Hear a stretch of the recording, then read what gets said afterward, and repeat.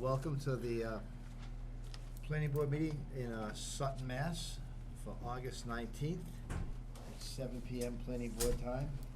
Under general business, we have the minutes from the August 5th meeting. If you guys had a chance to read them over, I need a motion to approve them from someone that was present. I'll make the motion. Thank you, Marion. Second. Any corrections? Hearing none, I'll call for a vote. All those in favor? Aye. Opposed? Abstained? One. That wasn't Abstained, there okay. yet. Even though you did watch it on TV. I did watch it, though. It's God not bless you. counted. Okay. Who made the Um, second? Wally. Wally made a second. There are no filings.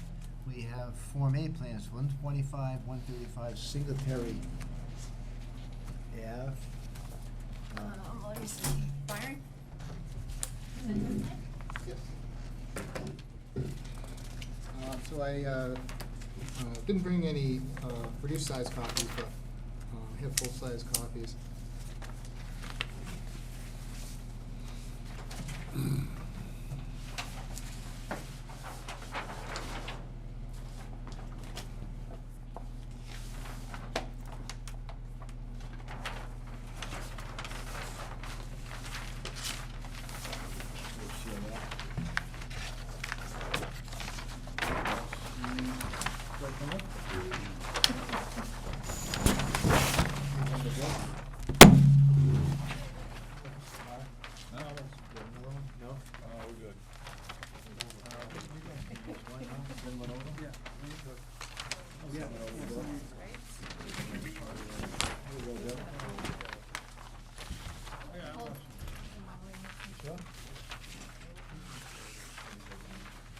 Okay, Byron. Okay, so you've seen these plans before. We were at the last planning board meeting, and the last planning board meeting was in regard to the common driveway permit. This is in regard to the A&R plan. What we are proposing is to, in order to give the property at 125 Singletary sufficient area to be a buildable lot, we are taking out parcel A, which has 11 feet of frontage on Singletary Avenue, and will be combined with the property at 125 Singletary. That's going to be removed from the 131 Singletary Ave, property of Timothy LaBelle. And we are also creating parcel B. That is going to be removed from the property at 125 Singletary and combined with 131 Singletary, Mr. LaBelle's land. So he will be giving up 11 feet of frontage, but he will be gaining 70 feet of frontage. So the 125 Singletary property would be divided into two lots. Both of them have sufficient frontage and area on Singletary Avenue. Lot 2 is accessible from Singletary Avenue. However, due to the fact that it would have to cross wetlands, we are creating the common driveway in order to prevent any wetland disturbance.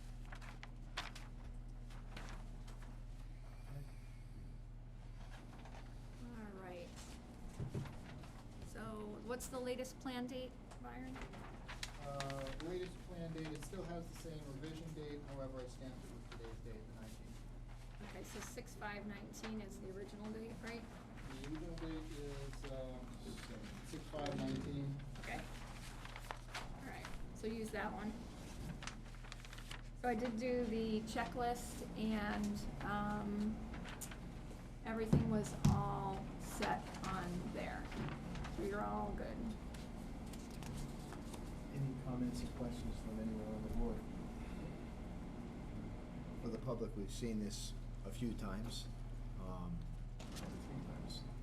That you've been Yeah, 3 times, huh? before us. And typically what we do is I ask the board, any comments they have. I always ask anyone that's in attendance if there's any comments that anyone wants to make. Now would be the time to do that, because we're gonna move towards approval today. Any comments?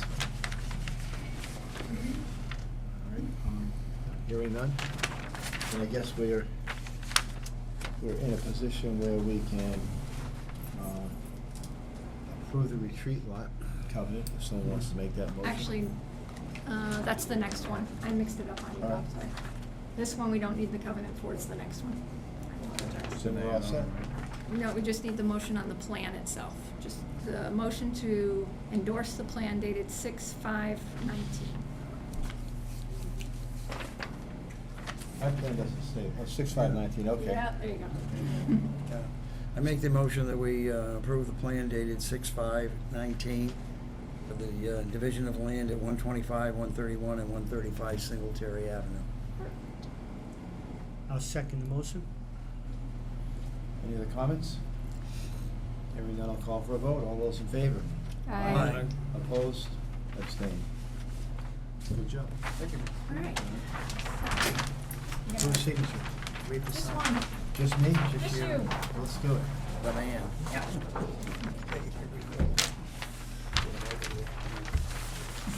Stack 'em.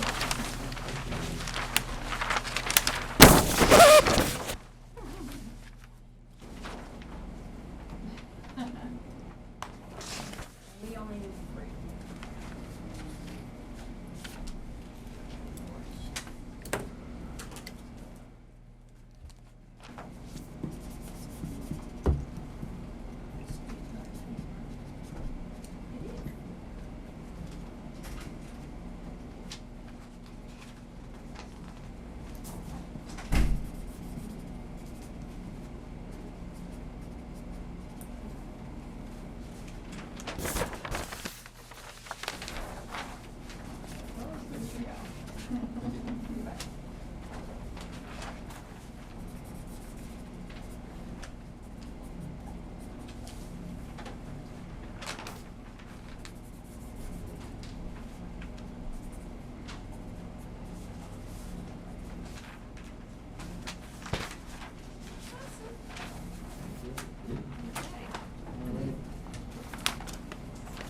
Now, the next. Okay, next is the 188 Mendon Road retreat lot. Anybody here for that one? 188 Mendon Road? Okay, hold on. That one's easy.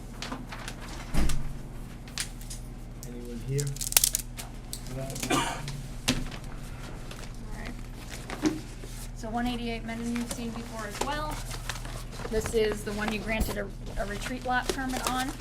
So you've got, 1 retreat lot, 2 retreat lots, and 2 standard lots. And this is the front of the lots, and then the next plan is the back of the lots. So it's run its appeal period, no appeals have been made, and it meets all the checklist requirements. So this one needs 2 motions, a motion to approve the covenant, and, which is in the blue file folder, and a motion to endorse the plan with whatever the date is on that plan. Right? No, that's the signature date, so there it is, revised, 8/2/19 is the most recent. So, and here's the covenant. Okay. So let me pull that up for you if you wanna look it up. Oops. Entertain a motion. To accept the covenant first. For So the property. covenant just says the retreat lots shown on the plan will never be, that's the checklist.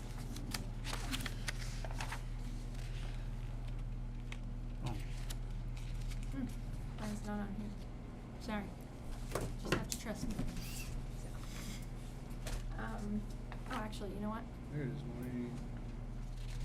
Yeah, it was there. There you go. How many people signed this? Just me? It should have been. Yeah, no, the covenant gets signed by a majority of the members, Okay. so, and I've got that plan though, let me just show you. We have old meeting materials.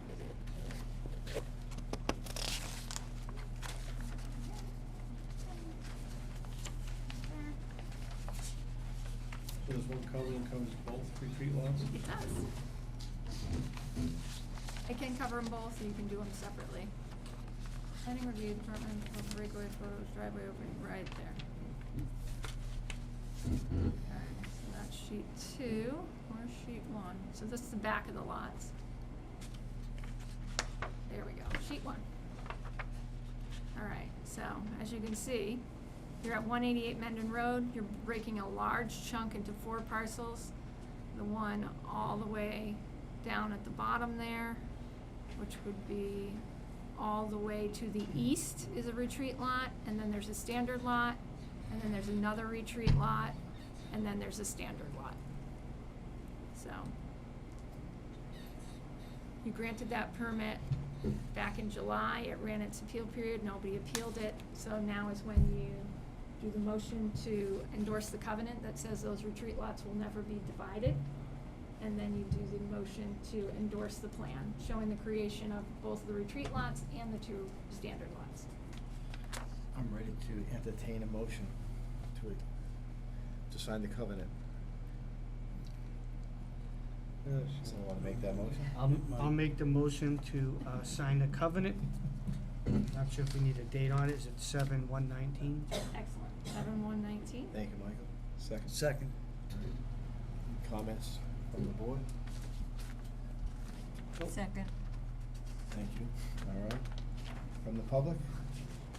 What we need? Okay, hearing none, I'll call for a vote. All those in favor? Aye. Aye. Right. Opposed? Abstained. And you want 3 signatures? On the covenant, I need at least 3. Okay.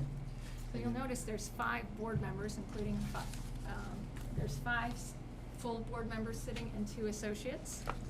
No more than, all of them can act, all of them can have input, but no more than 5 members can act at a time. So since there's 5 full members sitting, those 5 members are the ones that'll make motions. Those 5 members are the ones whose votes will count tonight. Unless you hear otherwise at the beginning of an issue.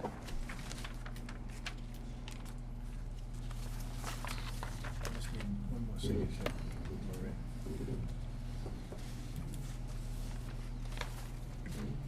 Good.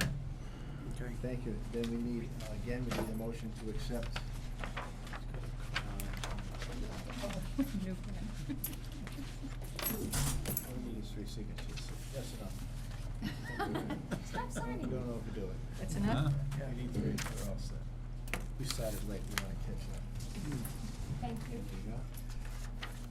Okay. Thank you. Okay, and then a motion to endorse the plan dated, what was it, Bob? 8/2? 8-2 Revised. revised, 8-2. 8/2/19. For land located at 188 Mendon Road. And there's 2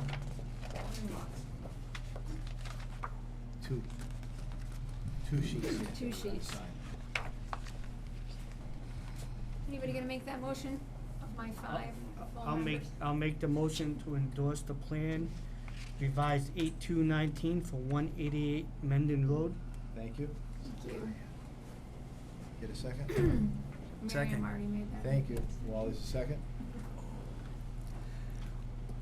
Any further discussion? Hearing none, I'll call for a vote. All those in favor? Aye. Opposed? Abstained. Aye. How many do you need? I only need 1 signature on those plans. And we can do that at the end of the meeting. There's no one You here for can this, do right? that at the end of the meeting, absolutely, All right. Save that, Jen. absolutely. Next is Journey's Rest, which is on Stone Road, and You have Mr. Justin Nyquist here. welcome back. Who you've met in the past. Good to be back. Justin, if you can just tell the board briefly where you stand in the process and why you need an extension, and we'll go from there. You bet.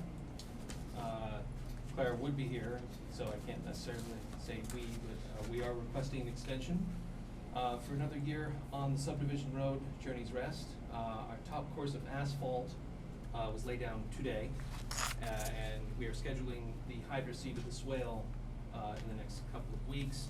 The as-built plan will be done in mid-September, and the seed, of course, will take a while to grow.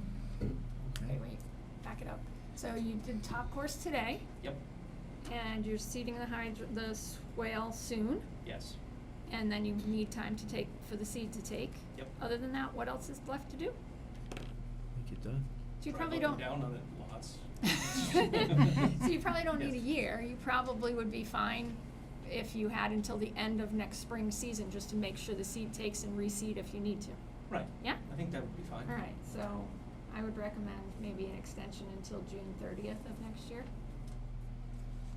So the motion would be to extend the covenant for Journey's Rest until June 30th of next year at any time.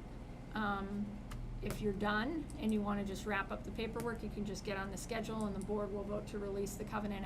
As soon as they vote to release the covenant, you can transfer lots if you're ready to do that, the remaining lots. And you can't transfer any remaining lots until you're done, or you post surety for whatever's left, which wouldn't be much of anything, but still. Right. So, Good job. Thank you. It's been a long road. You've done a great job, though. 600-foot roads, Myra. Yes. It's been a test. I need a motion to grant an extension for 6 months. to June 30th. I'll To make June that 30th. motion. Thank you, Marion. All right. How Thank about you. a second? I'll second, yeah. All right. Got a second. Any further discussion from board members? Any further discussion from the public? Hearing none, I'll call for a vote. All those in favor? Aye. Aye. Opposed? Abstained? And Good we'll luck. endorse that at the end of the meeting. You guys can come pick it up whenever you want this week. Then you'll do your signatures and get it recorded, okay? Gotcha. If Clara and I are going on a family holiday this week, next week be okay? Yeah, sure. Lovely. Not a problem. Great, probably next Monday then. All right, great. We'll be here when you're ready. Great. Have a good vacation. Thanks so much. Thank you, guys. Thank Thank you. Correspondence, other, from the Central Mass Regional Planning Commission, Yep. the LPA program. All right, let's try to tackle this one fast. As you know, our regional planning agency, of which we are a member, there's 40 communities who are covered by our regional planning agency. And we get local planning assistance hours from them for being a member. That's 12 hours every year. We just kind of get off the bat to use staff time, mapping assistance, whatever we need them to do. And then we can earn up to another 12 hours of LPA time by people like Wally or whoever goes, attending the annual meetings, the quarterly meetings, and certain other meetings. They have launched a new kind of tracking program to let us know on a quarterly basis how many hours we've earned, how many hours we have left, and what we've been using our hours on, which I'm gonna find very helpful, because oftentimes we won't have any idea how many hours are left, and then we'll find out we have hours left at the last minute, and you can't carry them into the new fiscal year. So you just lose them if you don't make a request before the beginning of June. So part of that tracking program is making sure there's one point of one contact for them on these hours, and for them to know who is authorized to call in and say, hey, we wanna use some of your hours. In this town, it's always just been the planning board through me to say what we're using the LPA hours on, but they have towns where the selectmen will call and want hours for something, or planning, or ZBA, or Board of Health will call, and they're having trouble just keeping track of who's supposed to be making the decision. So tonight, all we need to do is, I would recommend just verify the way we do it here. That the planning board ultimately has control over those hours, and that you either decide what you want to use them on, or you let me decide what to use them on, but keeping you informed, basically, of what we're using them on. So, for instance, right now, we started this year, and our open space recreation plan expires in 2020. So we've started out this year by asking Central Mass Regional Planning to prepare a new open space rec survey for us, and to get ready a mailing card for us. And then they will update all the demographic section of the open space plan for us, just to start. So that's the first chunk of work they're gonna be doing this year with the LPA hours, to get us ready. So as soon as we roll into 20, we'll send out a notice with the census, we'll send out the cards, and we'll roll right into that update process, and be ready for it. So, you just need a motion basically to say, that the planning board directly, through their chairman, or the planning director, is authorized to, basically tell Central Mass Regional Planning what we'll be using LPA hours for. Nobody else within the town can go directly to them and say, I want hours for this or hours for that. Sounds like good planning. And that doesn't mean the selectmen couldn't use them, they just need to Come call through. upstairs and say, hey, do you have some extra hours, we'd like to use them for this. So, cause they're meant to be planning hours. But they go, selectmen go to these meetings once in a while too and gather those hours too, but they're all for planning purposes. Yeah, planning purposes, exactly. So, and the one thing they did clarify in here, which they were kind of wishy-washy on in the past, is say Wally's going to the annual meeting and you guys are like, hey, we wanna go with you. We still only get 1 hour, even if 3 of you attend. So, you know, you can still hang out, but we only get 1 hour for one meeting, so. All right, so we just need a motion on that for LPA hours, only the planning board or the planning director are authorized to designate what hours are used for. So that would be the first motion. So moved. Thank you. Second. Any further discussion? Nope. Hearing none, I'll call for a vote. All those in favor? Aye. Aye. Opposed? Abstained. Do we need to appoint someone to go to the Yes. Central Mass Regional? Now it's Planning time to appoint the delegate, which Wally has been Oh. for both of the last 2 years. So you can mix it up and jump into Wally's seat. The selectmen will also be requested to appoint a delegate and an alternate. But the planning board has 1 delegate vote, and that has been Wally for the last 2 years, so. In CMRPC, for me, was alphabet soup. So for the people that are sitting out there saying, what the heck are they talking about? The Central Mass Regional Planning Commission was really boring when I was assigned 1 year to go to these meetings and talk about traffic plans for Mendon on 495 and sitting in groups, and it was clear they needed toothpicks to stay awake, and I didn't even know how to ask questions. So I asked not to be sent there because I signed up for Monday nights every other week, and I thought that was enough. And then years ago, when the economy was coming out of its slump, and the president allowed for shovel-ready projects to be funded with federal money to each state in Massachusetts, that's when my ears perked up. And you had to go to a Central Mass Regional Planning Commission to get shovel-ready projects, things like Marion's Camp. Just stuff that it was like, wow, now this makes sense. So I quickly went and made sure that, we got to put our hand up and say we want some of the money that's gonna be available. The politics of federal funds at that time was handed to the governor at the time, and he said, that's too hot a potato for me to handle. I'm gonna ask my regional planning commissions to recommend projects from their regions. So we got to do all the arguing, and that's when I decided that it was worth having someone attending the meetings, and we're very fortunate. Wally's done it for 2 years. Yeah. And he likes it. Yeah.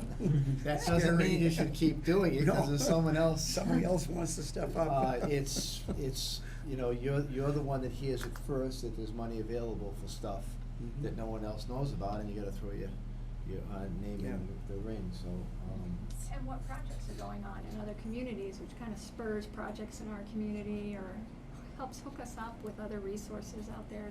It's really valuable when we having hook a up with other delegate, tons and make requests, which are even 2 or 3 stronger. towns Yeah. asking Yeah. requests, we found out that's how you get on the inside track.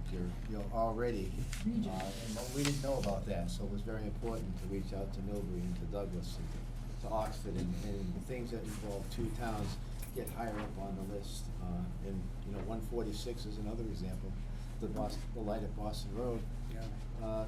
was flunking, and traffic was backed up for a couple miles every day. It was clear it was flunking, but unfortunately, there were other parts of the state where other intersections were flunking, and they were backing up 5 and 6 miles at a time. So even though we needed help, we didn't get the money, and then Millbury, because it was connected to the mall, and Mass Pike connected, all of a sudden we get to have a conversation about regional impact, and then you move up and get money to do things, so.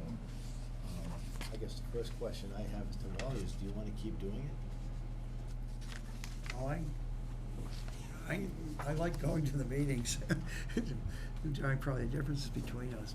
I also might add that the CMRP has done projects for the town of Sutton on a variety, several topics, and we don't have either the time, the expertise, or the knowledge to be able to address these things in a worthwhile fashion. They have people that are experts in, let's say, economics, demographics, transportation, which, and we really don't have that, you can't take the director of the highway department and have him work for 3 or 4 a month on a project and not do anything else. I don't think, everything else would be falling through the cracks. But if somebody else wants to step up, I'd say, Is you still willing? yeah, I'm still willing if nobody else wants to do it. We need a nomination. And he's willing. I nominate Wally as our Permanent representative. Thank you, all right. I'll second that motion. Make sure you don't have to go. Really? All right? You don't wanna go, Mike. Thank you very much. Okay. So, we'll vote to send Wally for one more year to be our delegate, make us look good. Grab all the money. Yeah. All right. All those in favor? Aye. Aye, opposed, abstained. Thank you, Wally. Okay. Thank you, Wally. So 7:10 planning board time, 8 Christina Lane, we have an accessory apartment. Good. Let us read the legal ad and then we'll roll right in. Yeah, go ahead. Go ahead, In Wally. accordance with provisions of section 6L of the Sutton zoning bylaw, accessory apartment bylaw, the planning board will hold a public hearing on the application of Kristen Gallo, 8 Christina Lane, Sutton, Mass, to construct a 768 square foot accessory apartment within a proposed attached accessory structure at this location. Hearing will be held at Sutton Town Hall, 3rd floor, August 19th at 7:10. All right, so for the purposes of this hearing, it's a special permit hearing. All 5 full members are sitting. So you will be the 5 members who make all motions and the only members who vote on this issue. Although the associate members. Accessory member. The associate members may have full input, just like any other board. Good evening. Go for it. I'm Mike McGovern. I'm the builder on the project. I'm here to represent Phil and Kristen Gallo. They're the owners of 8 Christina Lane. They propose to build a detached 2-car garage barn style accessory apartment. It is for their mother, so just helped out having their mom around. I think some of the idea of the special permit was to have accessibility to have a little apartment for a, parent or a, immediate family. I believe that the idea of the project is to conform to the looks project. It has a new Title V compliant septic proposed, it's all approved through the planning board.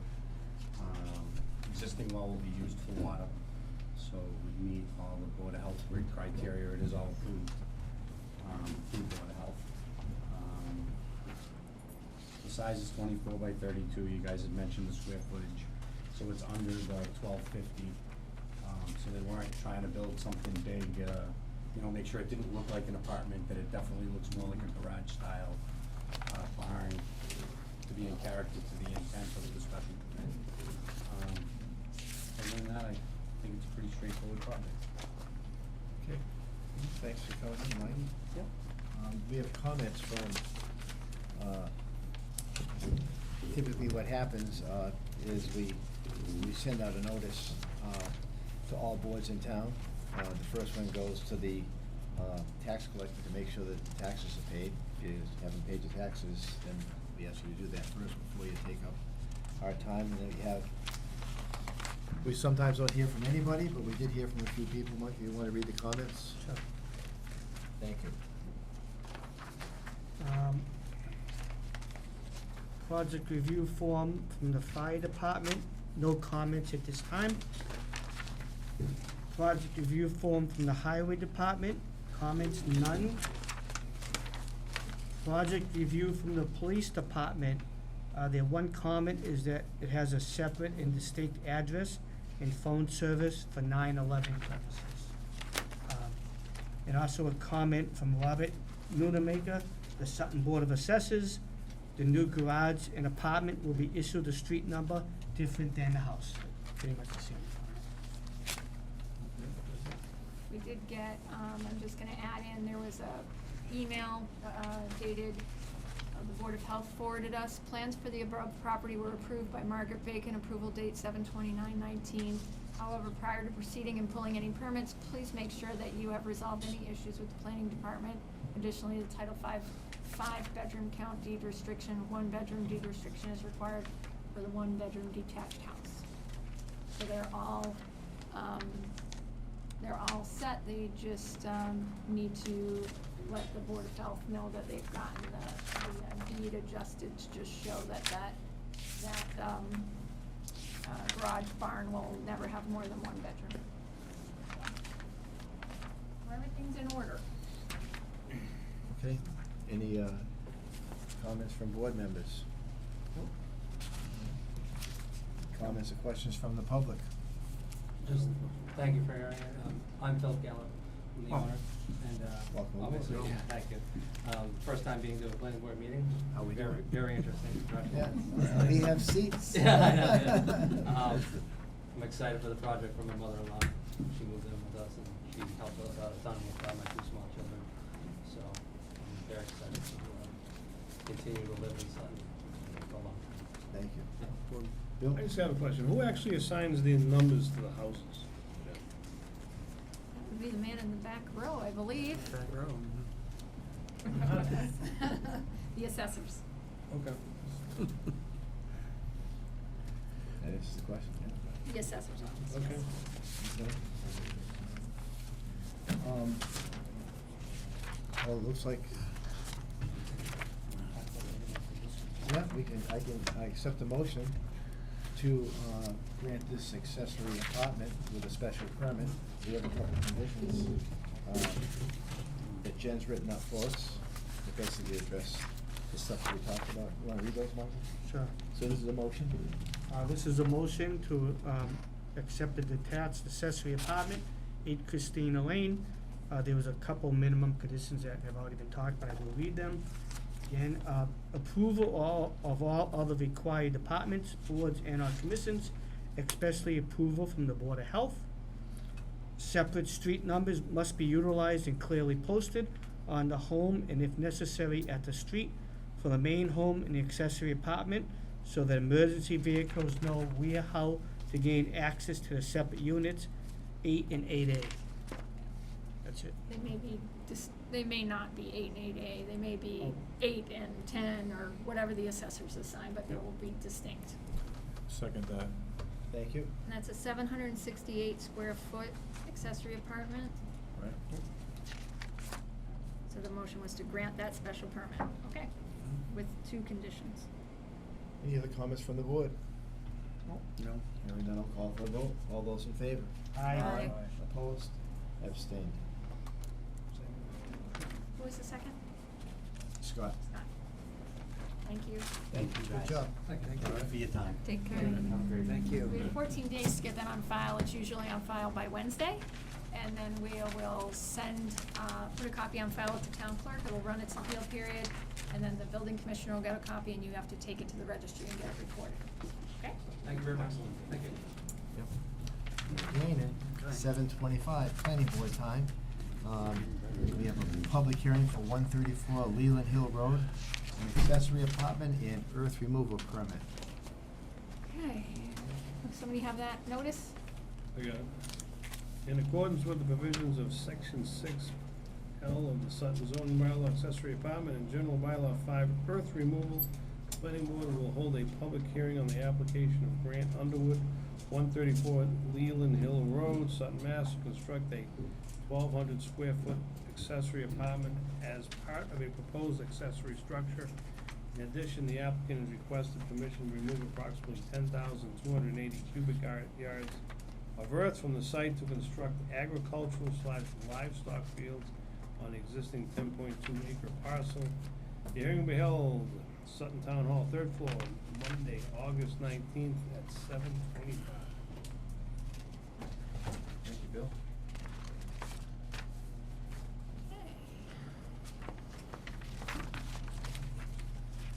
So before we hear this, I'm seeing an awful lot of stuff in the file that's of concern here for the town of Sutton. And I'm not sure why we would proceed with this at this time.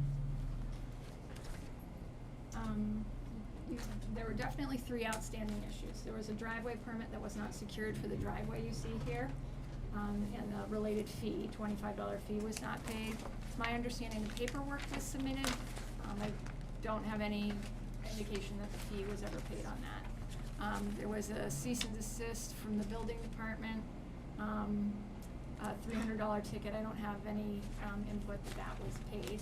There was a enforcement order from the Conservation Commission. I did receive correspondence from the Conservation Commission that that issue has been resolved. So Has or has not? that one has been resolved, the enforcement order with the Conservation Commission. So, but the $300 ticket and the $25 filing fee hasn't. Excuse me. Mhm. I'm Grant Woodward, the Hi, property Grant. owner. Okay. I paid those fees and fines this past week. Okay. There was one to Graves Engineering, I think it was. Yeah, that was. 300, and the 25, I believe was the week before. Right, the. I submitted with the permit. Yeah, Graves was the application. engineering review fee. Yep. The ticket to the building commissioner, has that been settled? Yep, Thursday. Okay. All right. And you're Mr. Woodward? Yes, Did you use this language with a town official? yes, because he keeps harassing me. Seems like a problem moving forward here. Okay. I think he's just doing his job. I've been in town a long time on this board, and I haven't seen him have to go through these efforts and write these kind of letters and be subject to this kind of conversation. There's my position. Okay. I'm, Scott, and I'll ask all the board members to weigh in. I was also concerned that the $300 fine and the $25 fee for a driveway permit needed to be paid. We were gonna hear anything tonight, and you're telling me that they've been paid, so. Yes. I The $300 fine, I own a construction company with excavation equipment and stuff. Every time I bring home a piece of equipment to improve my property in any way, he's viewing that as I'm running a business out of there. Because I bring the equipment home and I bring it back to work. So there's been an ongoing battle with them. You know, he's saying I'm running a business out of there, but I'm not. I've done a lot of work to the property to improve it. I'm, So we've been going back and for forth. whatever it's worth, I own a house that was built in 1724 in a barn in Sutton Center. I had a foundation wall in the barn failing, so I decided I'd start fixing it. And I was embarrassed to tears when he came to a meeting and pulled me aside and said, "Rob, you gotta pull a permit for that." I ran over the next day and said, "Give me the forms, I can't be sitting up here." I just thought, I wanted to save the bond, and I was embarrassed. I wrote the check and I hung up the permit, and that's what he does, that's what we pay him to do, so. I understand it, but a lot of the stuff that I've been doing No, I doesn't but- require a permit, so it's. Yeah, just for whatever it's worth, I've been in that seat, and I was embarrassed. I didn't have anything to say. I don't know if any other board members. I was concerned that a driveway was put in there without any permit, especially if the individual involved is a builder. I didn't understand that I needed a driveway permit. From my understanding, that's been the access to that back land since long before me. You know, I improved what was there. I didn't know I needed a driveway permit to do that. Or I would've got one. And you paid, you gave him the money to file Yeah. one, that's, I that's, gave them that, I got the bond, okay, no, I just, and Peter forwarded them the plan for it. The DPW, I think, wanted the plan. okay. No, and as a chairperson, I hear you, I sit up here, have to listen to everybody. I've made a few mistakes in my days. And try to wiggle out of as fast as I can without anyone being upset with me. Any other comments before we move? The only point as I said, obviously reading about that $300 outstanding, sounds good that you paid it. I don't know if we need to have a confirmation that it has been paid before, or do we just go on that? And, you know, I don't know what the other board members think. Can I just add Just something? give your name, just for the record. I'm Graham's dad. Okay, And I welcome know aboard. John really well, because I'm a remodeler builder, and I'm doing a project here over on 8 Lots Road. The thing I was a little concerned about was that $300 fine. I actually talked to John on a Friday. He was over doing an inspection on the project I was working on, and he and I have talked a few times about his property. And I told him that Grant, this weekend, he was gonna be bringing equipment home to dig a trench from the house to the chicken coop for a water line. And when he was done with that, he was gonna redo the whole yard, the front, you know, to put in a new lawn, front and all along the back. I let him know that.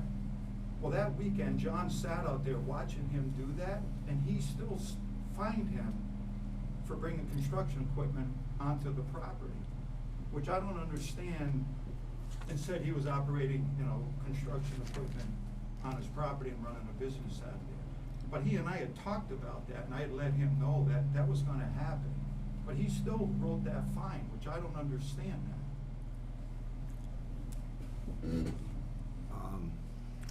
I don't. This is not a, Yeah, you can't. This is vote not a that. courthouse. Yeah. Well, no, I but I'm can't just comment saying, on he fined John. him $300 for something I'm- that he was just doing, and John even said to me, as long as he's doing improvement to the property, I don't have an issue with it. But- So that's exactly what he did, and then he wrote him a $300 fine anyways, which I just find kinda strange. And here I am reading stuff that dates back to June of 2018, numerous visits, cease and desist, fines. There's gotta be something behind it. I don't see John behaving like this very And that often, in was my over opinion. the driveway permit. The driveway that's opening. running out into the you know, into public lands. Water pouring down the hill. Any other board members?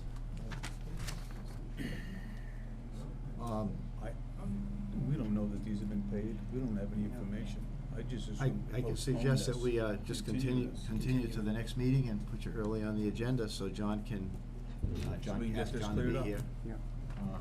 Well, Well, does John, this board's not gonna adjudicate that issue. No, If, Right. I mean, the only thing you would continue for is if you wanna get confirmation that those two things Yeah. have been paid. Okay. Cause I don't have that confirmation. And that's, I think that's the point. We don't listen to anybody if they owe $25 in back taxes, right? So, I don't see that this is any different. I paid it though, so I don't know. But that's what you said, right? Well, not mine. Well, there's a lot of inconsistencies in these stories. is it possible to just get a summary of the issues we're looking at? That's up to the chairman, if he wants to kind of, there's 2 applications before the board, if he wants to allow them to give a summary, then he can do that, but we can go in different directions. But we're looking at continuing it to the next meeting. But we can. Oh, definitely, but I'm just. Yeah, we can, I mean, you're here, so we. I'm not privy to, the history behind this whole thing, and. Nor am I. And, My only concern with the continuance is there may be abutters here that have taken time out of their schedule. And that's my only concern with doing an automatic continuance.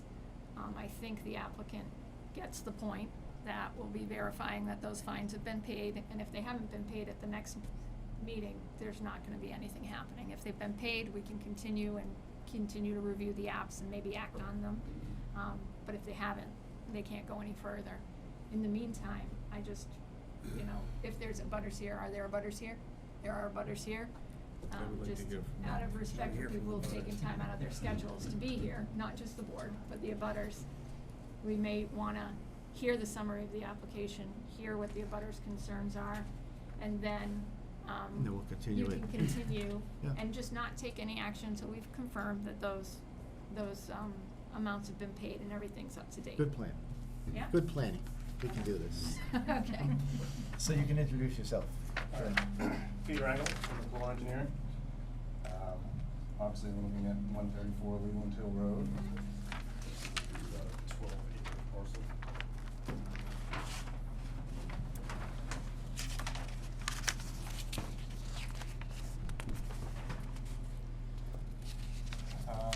Currently, the owner has a couple of small livestock area, livestock shed in the back.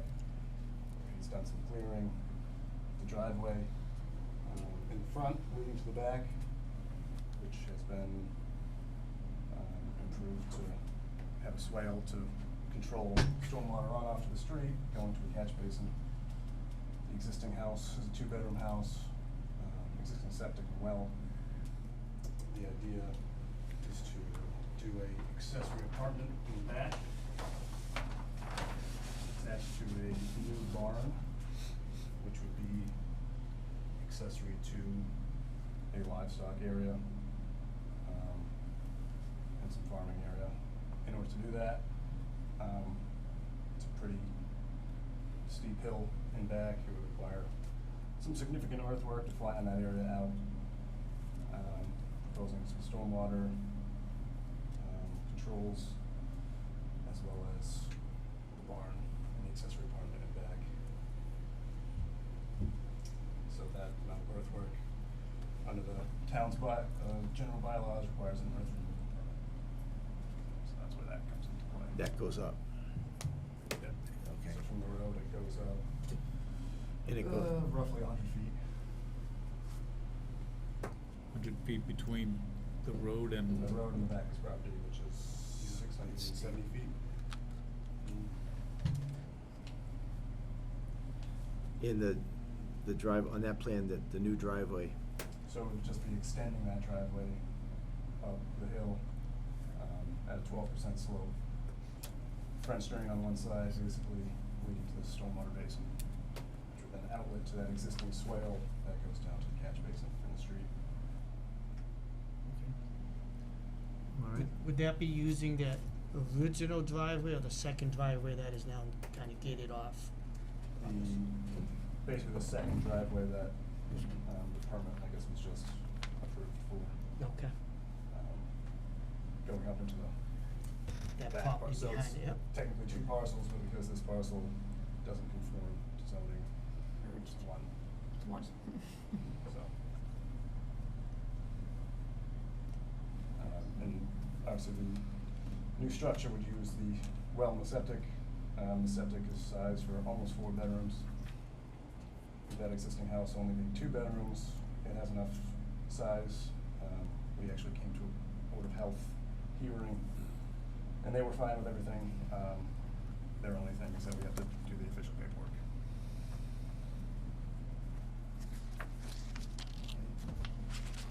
But obviously, we're not gonna do that until, And where's the back of the property on that? I'm sorry. so this is the western. That's it right there, okay. Yeah, that's the western side. And that slope down to it where the proposed structures are. Yeah. So we have a, What's the grade on that? this is a 2-to-1 slope. So we have erosion controls. Obviously, this would have to be, erosion control blanketed and seeded. We also have- How many feet is that at the maximum? Just the distance? 80 feet. 80 feet or 2 to 1?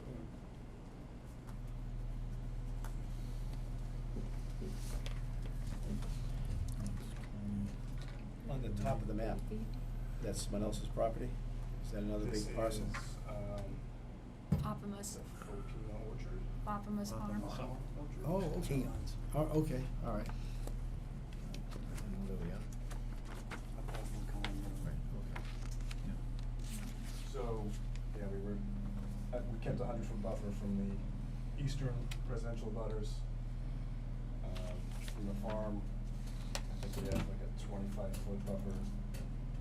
Let's say with this southern parcel, which there might be a house on that, but it's way far away from any other sector.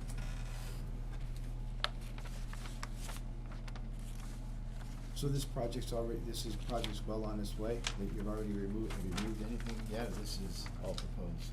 No. You haven't removed any dirt from it yet? I made that driveway up there, and I Okay, started cutting some trees, just. okay, so it's still, Some clearing, but Yeah. no, okay, removal. moving in the right direction. Thank God. Any other questions from board members?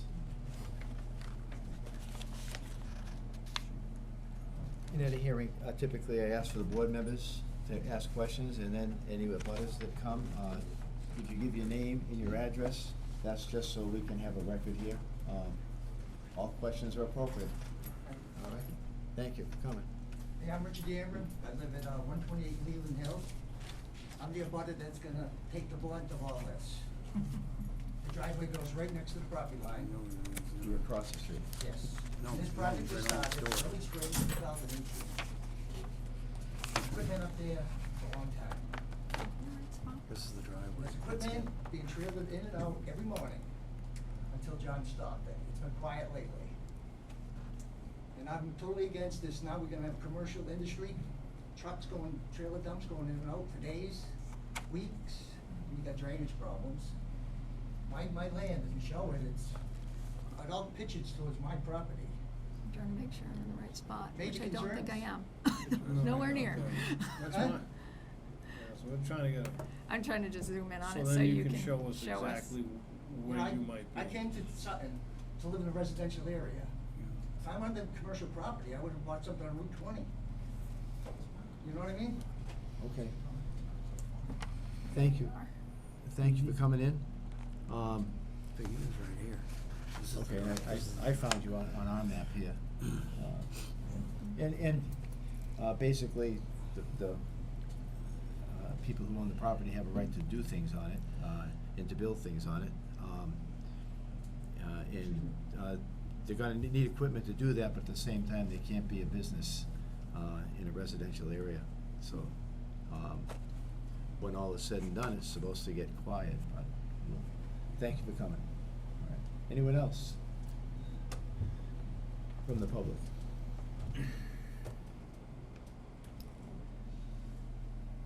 Any other questions from the board? I have a question. What was the volume that's supposed to be mined, if you will? 300, yeah. Total, in total for your whole. 10,280 cubic yards. What is it? 10,280 cubic yards. Cubic yards. So, That is- do you know how many trucks that would be and how long it would take? 400. Wow, yeah. Okay, thank you. All right.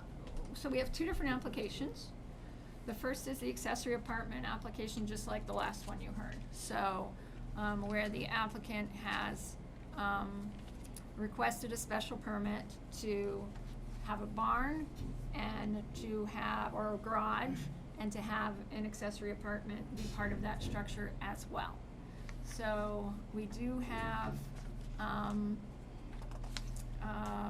so if I zoom in on the plan set, you can see the location of where that's supposed to be proposed. So the barn is proposed at 1,760 square feet with the in-law apartment attached to the back side of it. Similar to what you saw with Lakeview, where you had the garage and the accessory apartment behind it. So that is the accessory apartment. Obviously, they need a little bit of grading to work that into the slope, but the earth removal is a totally separate application. So if we go, I just wanna show the architectural on that accessory apartment.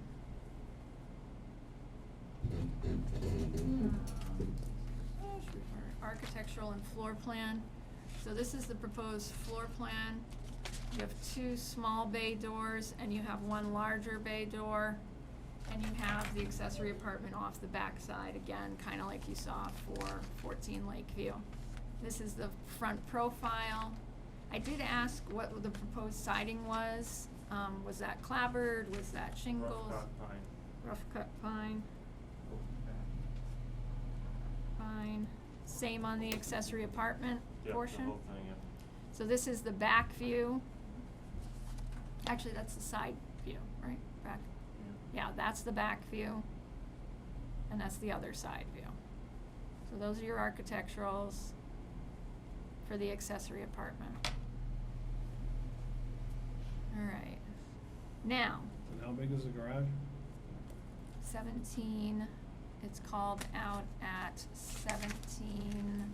Let's see, I'm sorry. Whoa.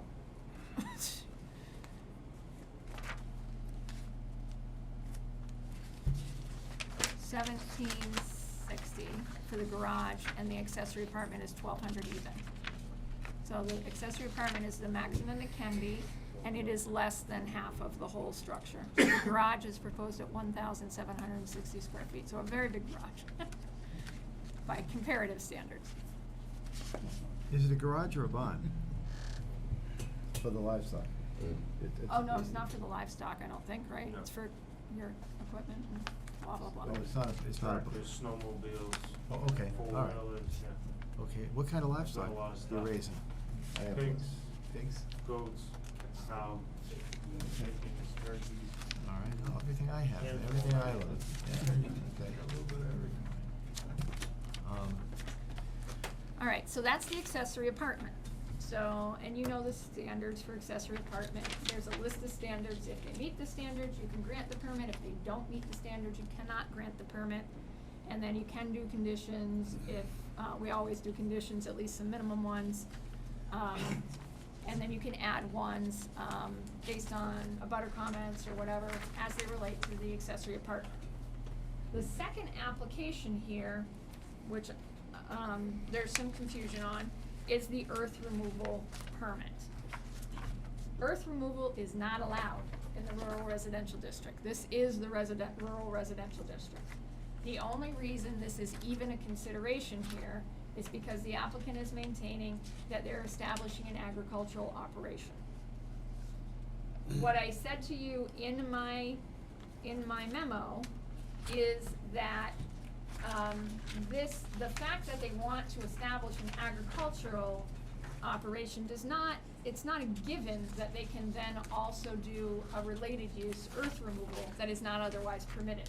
There is a specific exemption allowed in our bylaw for agricultural related earth removal operations up to 300 cubic yards. So, it's not a given that you can get more than that. But in the least, you have to apply for it and have everything considered. And then the board can make a decision whether they're going to allow the operation if it's truly related to agriculture. If it's, it's easier, so to speak, say, if you have Fopama's farm, and you're in Northbridge, and you have Fopama's farm who's been farming for a long time, and they need to take down a little hill to do something, then it's easier to grant that one position, established farming operation, blah, blah, blah. But again, you're only entitled to 300 cubic yards in a rural residential district, unless you make determinations about the agricultural operation, blah, blah, blah. All right? So there's two different permits being applied for. The earth removal is not a given, and there's a lot to be considered under the earth removal bylaw before you could grant that, okay? So two distinct applications. You can certainly decide how you want to deal with each one. The one concern on the accessory apartment is right now, the gate is gated, and the last time I looked, there was a lock on it. If you ever grant an accessory apartment permit, that gate cannot be locked. It's not locked. Okay. There's a chain. It Okay. looks like it's locked, but All it's right, not. so, yeah. So it definitely can't be locked. The gate should really be removed, but in the least, it needs to be fully accessible for emergency access crews. So if you ever get a call. I put the gate in because I was worried about kids or something, ATVs Yeah, when or there's nobody trucks, there. when Yeah. there's nobody home, and then Right. just going up whenever they want, So that's always a concern of our safety departments, so that they have full access, especially because accessory apartments are generally for an older family member who might need medical aid at some point. You don't even wanna have to get out and push the gate open and lose those 2 seconds, never mind have to struggle with a lock and cut it off. So Jen, September 9th is our next meeting. What do we have on the agenda there? What we have on the agenda there is, But you have to do the earth removal before you can even have an accessory apartment, Pretty much. right? well, I mean. I mean, that structure can't be, am I looking, nothing's, That's kinda up to you guys. I'm just thinking, I think we have to attack the earth removal piece. I mean, he certainly Before doesn't a- need all of that earth removal to get in that accessory apartment. He does need some earth removal without a doubt, but he certainly doesn't need to clear, there's 2 acres of earth removal here and another acre of slope work, and sure as heck don't need all of that to get in the accessory apartment. The big concern though, which I'm sure is in the back of your mind, is if you let him put in the accessory apartment, then you don't really want somebody living there while the rest of this is going on. But, 'cause it could be, I think the application said 1 to 2 years. That's for me. Well, It's just really a lot of dust, a lot of, generally, well, yeah. Well, and it's a business. I wanted to make sure you got to be heard and the residents, got to be heard. I hear what you're saying, Bill, and I wouldn't know what a cubic yard looked like if you dumped it in my front yard. If you told me that was a cubic yard and I had to pay The for it. back of a It's a big dump pickup truck.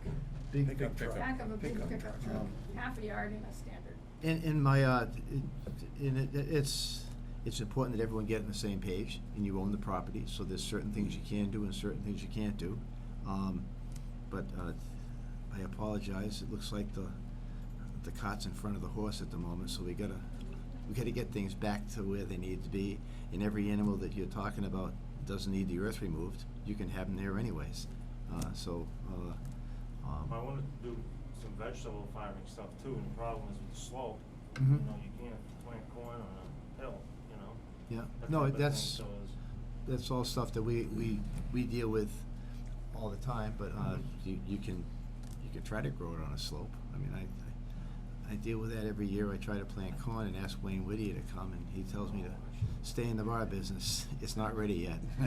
And I'm embarrassed, and I'll pay. He says, well, you can pay me, but it ain't gonna grow until you get it ready for me to come down and plant it. So there's a whole bunch of other stuff. I think if there's an opening at the next, Yeah, you have your proposed bylaw change hearing at the next hearing, but it hasn't been advertised yet. So you can slide this into the 7:10 and push the proposed bylaw hearing to the next slot, or you can do your proposed bylaws first, which I wouldn't recommend, and do this second. So this can go into the 7:10, and then we just push the bylaw hearing later. Can I just it'd be first on the agenda. I see you. It'd be first on the agenda, and I think, Bill, you're onto something, the earth removal piece. We have to have a plan so you can move forward and we can make decisions. We're the earth removal board, because the earth removal board had no people coming in for so many years. They asked the planning board to take over, so we've got 3 or 4 years under our belt. But that's all new. This is new to me. Go ahead. Can I just add a quick thing? Yep, your The name reason again. all this was, Yep. You got his name? Yes, I'll I do do. it. I'm I do have his The name. reason all this is actually taking place Mhm. is because I was diagnosed with cancer recently. Mhm. So he was kind enough, as this progresses, obviously, I'm gonna need help. Mhm. And, so he was kind enough to step up and wants me to sell my home and get closer to him, so it'll make it easier. And I happen to grew up on a big farm in New York, so farming seems to be in both of our bloods. Mhm. So it seems like a really good fit for both of us, because I was looking forward to the field and the animals and stuff for something, to do also, so. Okay. That's really why all this has transpired, actually, is basically for me Okay. and my wife, so. Well, we'll try to make it happen. Let's So, see, between I now hope and so. next meeting. And I'll just add one other thing, to Mr. Paul. If he did use foul language somewhere, I haven't been privy to see any of these items that have been written. I will apologize on his behalf because it's not the way he was raised, and I do not approve of that. If there's an issue, discuss it and try to solve it. We don't need to swear and do Correct. things like that. So That's correct. that was out of line if that's something he did do. And I will spank him later. Behind the woodshed, I I trust. mean, no, but in all seriousness, it's not the way to deal with it. Yeah, exactly. So, So before the next meeting, just so everybody has direction, I will check in with the building department, make sure that ticket was paid. If you have an issue with why the ticket was issued, there's two ways you can go. You can just not pay it, you'll end up stuck like this in a permit process, or you'll end up in court. Or you can request, that it be taken up before the Board of Selectmen. Okay, or the Zoning Board of Appeals, because they decide denials and adjudicatory things with the building commissioner. That's usually if he denies you a permit though. So I think if you have a complaint about why the ticket was issued to begin with, you would wanna go through the town administrator, the town manager and the Board of Selectmen. And you certainly can have that argument. If you're not willing to make the argument, you need to pay it. It's one or the other, pay it or argue why it's not appropriate and have it settled. So I'll confirm with the building department that it was paid, I'll confirm with the highway department that theirs was paid, and you've received a whole bunch of review comments. So what usually happens, and what I'm sure the board is gonna be looking for the next meeting, is a point-by-point response to the review comments. You've given me one set of those, Yep. but you've received some stuff since then, so just get us a point-by-point response letter to those comments, okay? And if it can't happen, it's only 2 weeks, and you've got a holiday in the middle of it all. We do this all the time. It's okay to push it back. It's supposed to come in and say we didn't quite get to everything for whatever reason. You're better off to say push it out another 2 weeks and give us the next slot. But if you're ready to go on the 9th, we'll put you early. Is there anything else you need from him? I other just than have a the point question. by- I assume McClure has a copy of the earth removal bylaws of the town of Sutton? Yes, it does. Okay. Okay? All right, so, Thank you for coming in. the time slot would be 7:10, that's the first time slot on the 9th. So we need a motion to continue both the accessory apartment hearing and the earth removal hearing to 9:9 at 7:10 PM. So moved. Thank you. Need a second? Second. Thank you, Michael. All those in favor? Aye. Opposed? Abstained.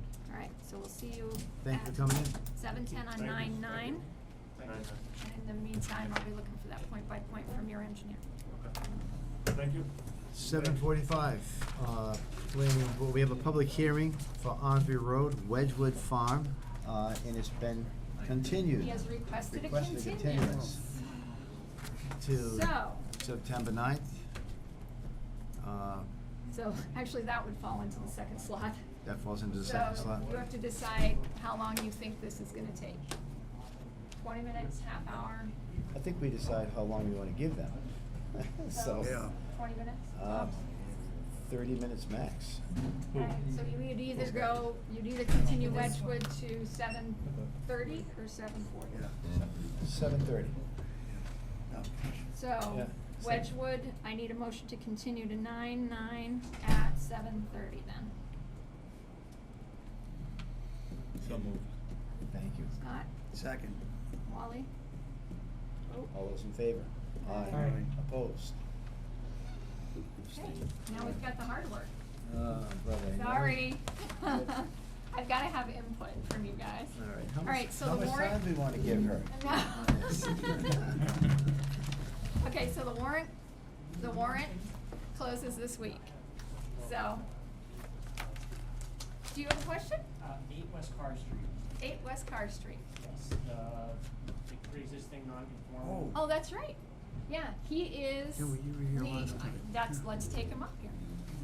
Under correspondence, other, you were a continuance from the last meeting. Yes, yep. Oh, well, that's why you look so familiar. Yeah. There you okay. go. Yeah. I'm glad you Welcome spoke back. up. I was like, oh man, I really hope I didn't see your comment, right? You can No, stay here for. absolutely not.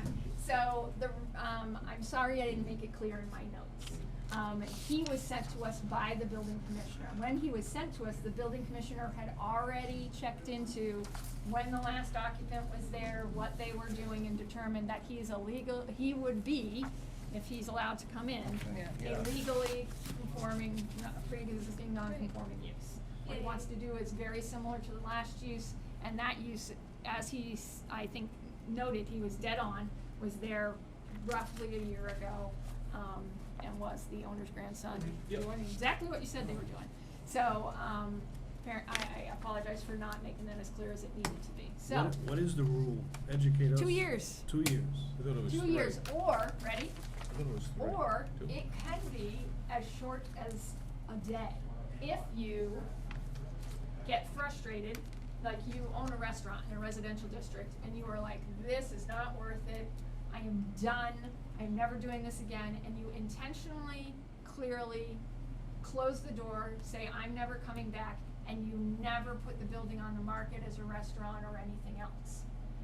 It can start immediately. It can be considered by case law an immediate discontinuance of a pre-existing non-conforming use. In this case, they were actually continuously looking for somebody to re-tenant the space and found one in well under 2 years.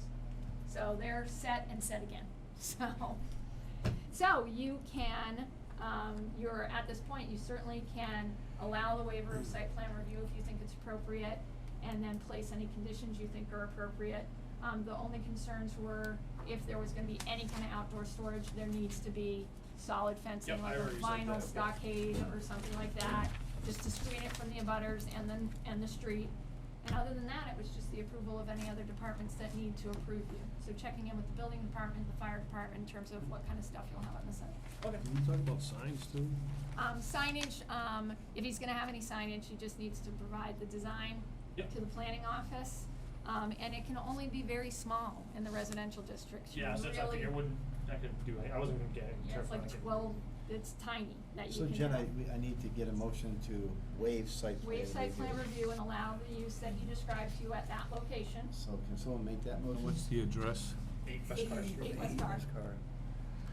I make a motion, we waive the site plan requirement and review for 8 West Car Road in Sutton with the following conditions, that all boards and departments and commissions in the town of Sutton are in force. Any signage design is applied to at the planning board office for approval, and outdoor storage is behind fence or in a Thank you, Scott. enclosed space. Get a second? I'll second that.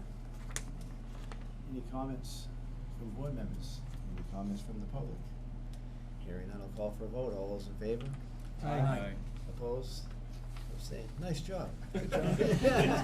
Glad you spoke up. After what you said. At least that was a little easier than the last one. You did it the right way. Yeah. Thank you. Awesome. Thank you, have a All nice right. night. Yeah. Good You luck. too. All right. Now, so back to the hard work. Oh, All right, Okay, so- 10 minutes we'll give you. All right, so here's all right, so there's 4 different kinds of changes we're gonna do. The first one we'll just deal with really quickly. So, we have a stormwater permit that Oh, yeah. all towns have to get and comply with. That's known as the MS4 permit. And as part of compliance with that permit, you have to have certain kinds of bylaws in place. So the stormwater bylaw I've given you is the bylaw, a draft of the bylaw that needs to be in place. This is written by a consultant, it's based on the state's model bylaw. So unless you're a stormwater guru, I wouldn't think you'd have a lot of comments on this. The only thing I needed your input on, if you care, is there has to be a stormwater authority. Basically, the person who is checking on compliance with all of this stormwater stuff and who would be responsible for doing the enforcement, if anything goes wrong.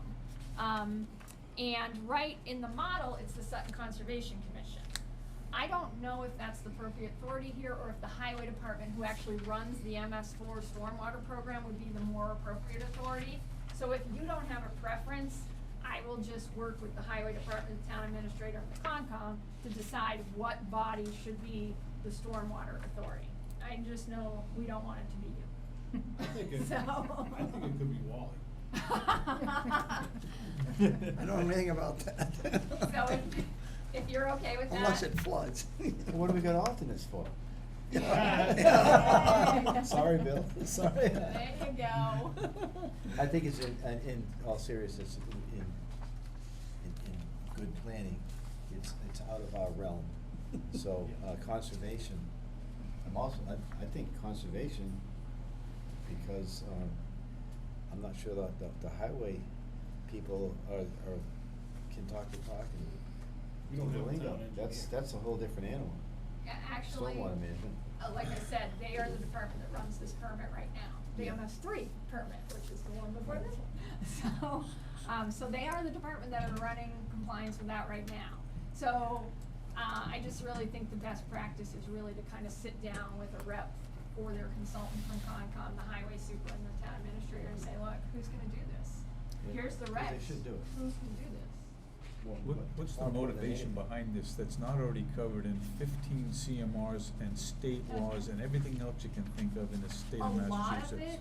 A lot of it is really, kind of construction, kind of like what we were talking about on 134 Leland Hill, is to have a set procedure in place for how that kind of stuff happens, stuff that might create stormwater runoff that flooded Leland Hill Road.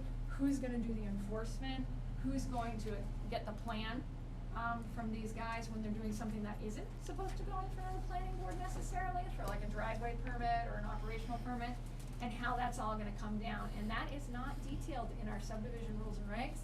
It's not detailed in site plan review, and that was my side note here. So this would be the bylaw, which would be a general bylaw, so there's no grandfathering really. And then, but we would refer to, if you're doing site plan review, everything you do has to be compliant with this general bylaw. If you're doing subdivision control, so we'd add reference to these regs in those two bylaws. So this would be one article, and then you'd have companion articles to reference this bylaw in the site plan review and in the sub rules and regs. I've always assumed when we get a green light from the Conservation Commission, that they've looked into this. And as everyone knows, that's, if we don't have, If it impacts a wetland, they've if looked we into don't it. manage the water Yeah. that falls on earth appropriately, we really, nothing else matters. There's no planning, that's really a highest priority, If it so. impacts a wetland, they do have their hands on it, but like on 134 Leland Hill Road, if you look at the lot lines of 134 Leland Hill Road, there's no wetlands within 100 feet. However, It's they gonna ended impact. up with an enforcement order because the silt flooded the street, washed the silt across the street, and it ran down into what will become the open space for the Leland Hill Estates property, and ended all up in the wetlands that were 300 and 400 feet away. Water is the highest priority. So, Is that gravity? so if we had this driveway permit properly filed, and we had the stormwater authority, the plans would have been filed with them and the highway department for the driveway permit. This reg would have covered what had to be filed and what the enforcement is, which we don't have in place right now. I don't think it would have mattered. Huh? I don't think it would have mattered. Oh, in this case, maybe not, but, Well, it's mattering now. but it would be one more bylaw that And would we have been removed violated. section 3, It's gonna have to pet wastes. prioritize. Yeah, oh, We're gonna okay, remove yes. section I'm- 3. I'm actually, yes, that can go or stay or go. So if you don't like section 3, that is, is it section 3? Does it apply to larger animals besides dogs, like I know, cows? really. What if your Yeah, cow actually- goes on someone else's yard? Yeah, so there, where is that, what page is that? I don't know what page it is, it's section 3. Oh, Page 11. page 11. So, yeah, so that is, this is part of the model bylaw now, but it's part of the model bylaw because the state really liked it in another town's bylaw. So they say it if you, I didn't print this with the state's notes, but the state's notes say this one section is optional. And it relates to, pet waste and pavement sealers. So what you can't do with your pet waste to screw up the water, the storm water, and what you can't do, what kinds of coal tar-based driveway and pavement sealers, have to have special treatment. Application of coal tar-based driveway and pavement sealers is prohibited for all paved areas directly connected to an MS4, a water course, or waters of the Commonwealth. So you'll find, and I'll get for you before the hearing, there are MS4 areas of town where if storm water happens, like washout, like we're talking about happens, you're gonna have an inordinate effect on water of high quality, like Blackstone River, or a certain pond or whatever, or an area that contributes in some way to groundwater or underground water supplies. So there'll be a map. So I was looking for the map today in our MS4 stuff, I can find it. So, but you'll have that for the hearing. So you'll know when we talk about MS4 areas, which ones are of particular importance, what areas of town. What does MS4 mean? I have no idea. It's municipal stormwater, I think, level 4, I'm almost positive, but. I can't walk in it. Same thing, reading. Yeah. Yeah. So this is required to be in compliance with the MS4 permits. So we have to adopt it, We have to? or we're not in Says the compliance with state our law. permit. We do not have to have pet waste in there, or driveway sealers if you do not want them in there. I think we should include all pets. If we're gonna have some pets, we should have all pets. Who's gonna police that? Well, if you catch a horse, you know, I think we should eliminate section. so eliminate pets. That's my personal opinion. Yeah, these horses. Well, it'll go into the, Come on. A cow generates an just- awful lot more than It's a all little just poodle. stuff. It's okay. Okay. Yeah, I I'm wouldn't, not hearing a majority opinion I wouldn't there. eliminate it. Huh?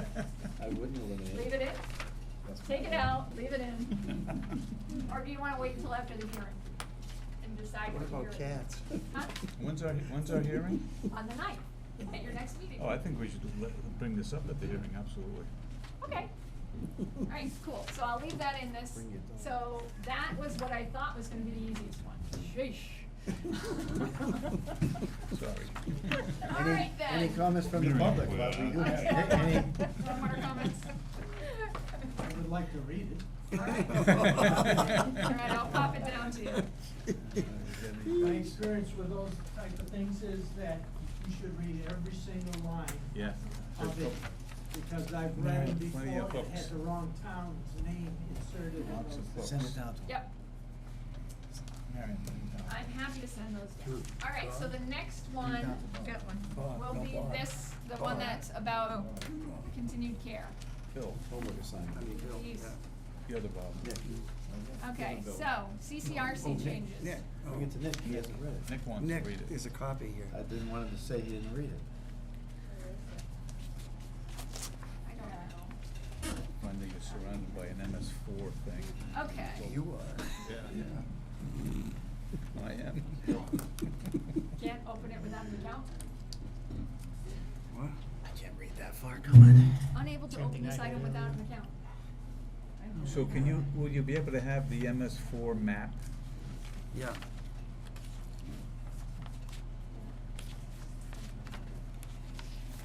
None of those.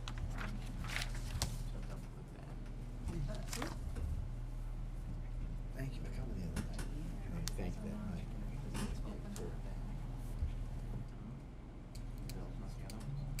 Yeah, it did. No. That's different. They used to not Okay, accept it. alright, so we're gonna have to ignore the screen for, alright, so the next one is the Wait, one wait, that's. before we go on, when we have the public hearing, we're gonna have the MS4 map? Yes. Okay. Yeah, absolutely. We'll have map. Okay. We'll have map. Alright, the next one we're gonna talk about is the one, it has 3 articles on the page, and we're talking about continued care communities like Wedgewood Farm. You'll recall when I told you that, if we keep this language in here that specifically says no one under the age of 18 shall be allowed to permanently reside here, we can't count any of the affordable units that we create, which will be 12 or 13 on this project, in our affordable housing inventory. So, this first article proposes that we just strike that language. The project will still be approved as a 55, it will still be marketed as a 55, it will still only have 1 or 2 bedrooms tops, and like all of our other condos, I will have the stats for you at the public hearing showing exactly how many kids live in or have lived in, currently live in Forest Edge, which has 2 bedrooms. Woodburyville Heights does have some 3s, I believe, but we'll check on that. And so you'll know of projects about the same size, with the same number of bedrooms that are actually marketed as open condos, how many kids come out of there. Because that's obviously the concern. If you have 2 and 3 bedrooms, maybe you'll get some kids. But our numbers have been very low on the occasions when we've checked the numbers at Forest Edge and at Woodbury Pond and the villas. The numbers have actually been very low, even though there are some 3-bedroom units in those projects. So, but we'll have those actual numbers for that meeting. So that would be the first proposed change. The second one we also talked about, if we say 10% has to be affordable, we're just holding ground on the 10% affordable we have to have. So I'm proposing that we up that number to 15% affordable in all over 55 projects. So not only are we maintaining our 10% with new housing, we're gonna catch up a little bit on, if we have future 55s, we'll catch up a little bit on the affordable housing, that we're supposed to have. What was the impetus for the 60? The who? The kids again. Because if you specifically, if the wording of your bylaw, so you can call it an over 55 bylaw, and they'll market it as an over 55 bylaw, but if you specifically use the words prohibiting anybody from under the age of 18 living there, the state will not allow you to count those affordable units as on your housing inventory. So they won't count towards the 10% you're supposed to have. If you repeat that, I'm sorry. Okay? And shouldn't there be some, I don't know where I've seen it, there could be language that indicates that there's no age restriction, but there certainly is, I thought I saw it recently, there's someone who's 18 or under, for a couple of years, there's a period you could have someone staying there, so they can't live there, but you can't, it's not an over 55 if you have a whole bunch of families with kids. Right. So Right. there's gotta be some way to craft language that allows someone to have someone who's not over 50 Not to in be the eyes there. of the state. If you have any language that restricts under 18, you can't count your affordable units. But the deal But is. could you say they can be there for a year or for 2 years? That's called restricting, so. Yes. Yeah, but see, the good news is though, we already have 3 condominium projects in town. There are some 3 bedrooms in those condominium projects, but most of them are 1 and 2 bedroom condominiums. Most of them are 2 bedroom condominiums. And we already know, we have years of data that show there's not a lot of kids living there. There's just not. And in this case, not only will you be capped out at 2 bedrooms, absolutely, they physically can't have more than 2 bedrooms. Like you can't, there's not even a den space where you can wedge in a 3rd bedroom, but it will be marketed as an over 55 as well, unlike the villas, unlike Woodburyville Heights, unlike Forest Edge, that are marketed as all age housing. Even though the bylaw will change to have no limit of 18 and under, an individual development could come in and have that. In Could their they? master deed, In their that's a good question. I think you have to provide the master deed to the state, so no, I don't think they can.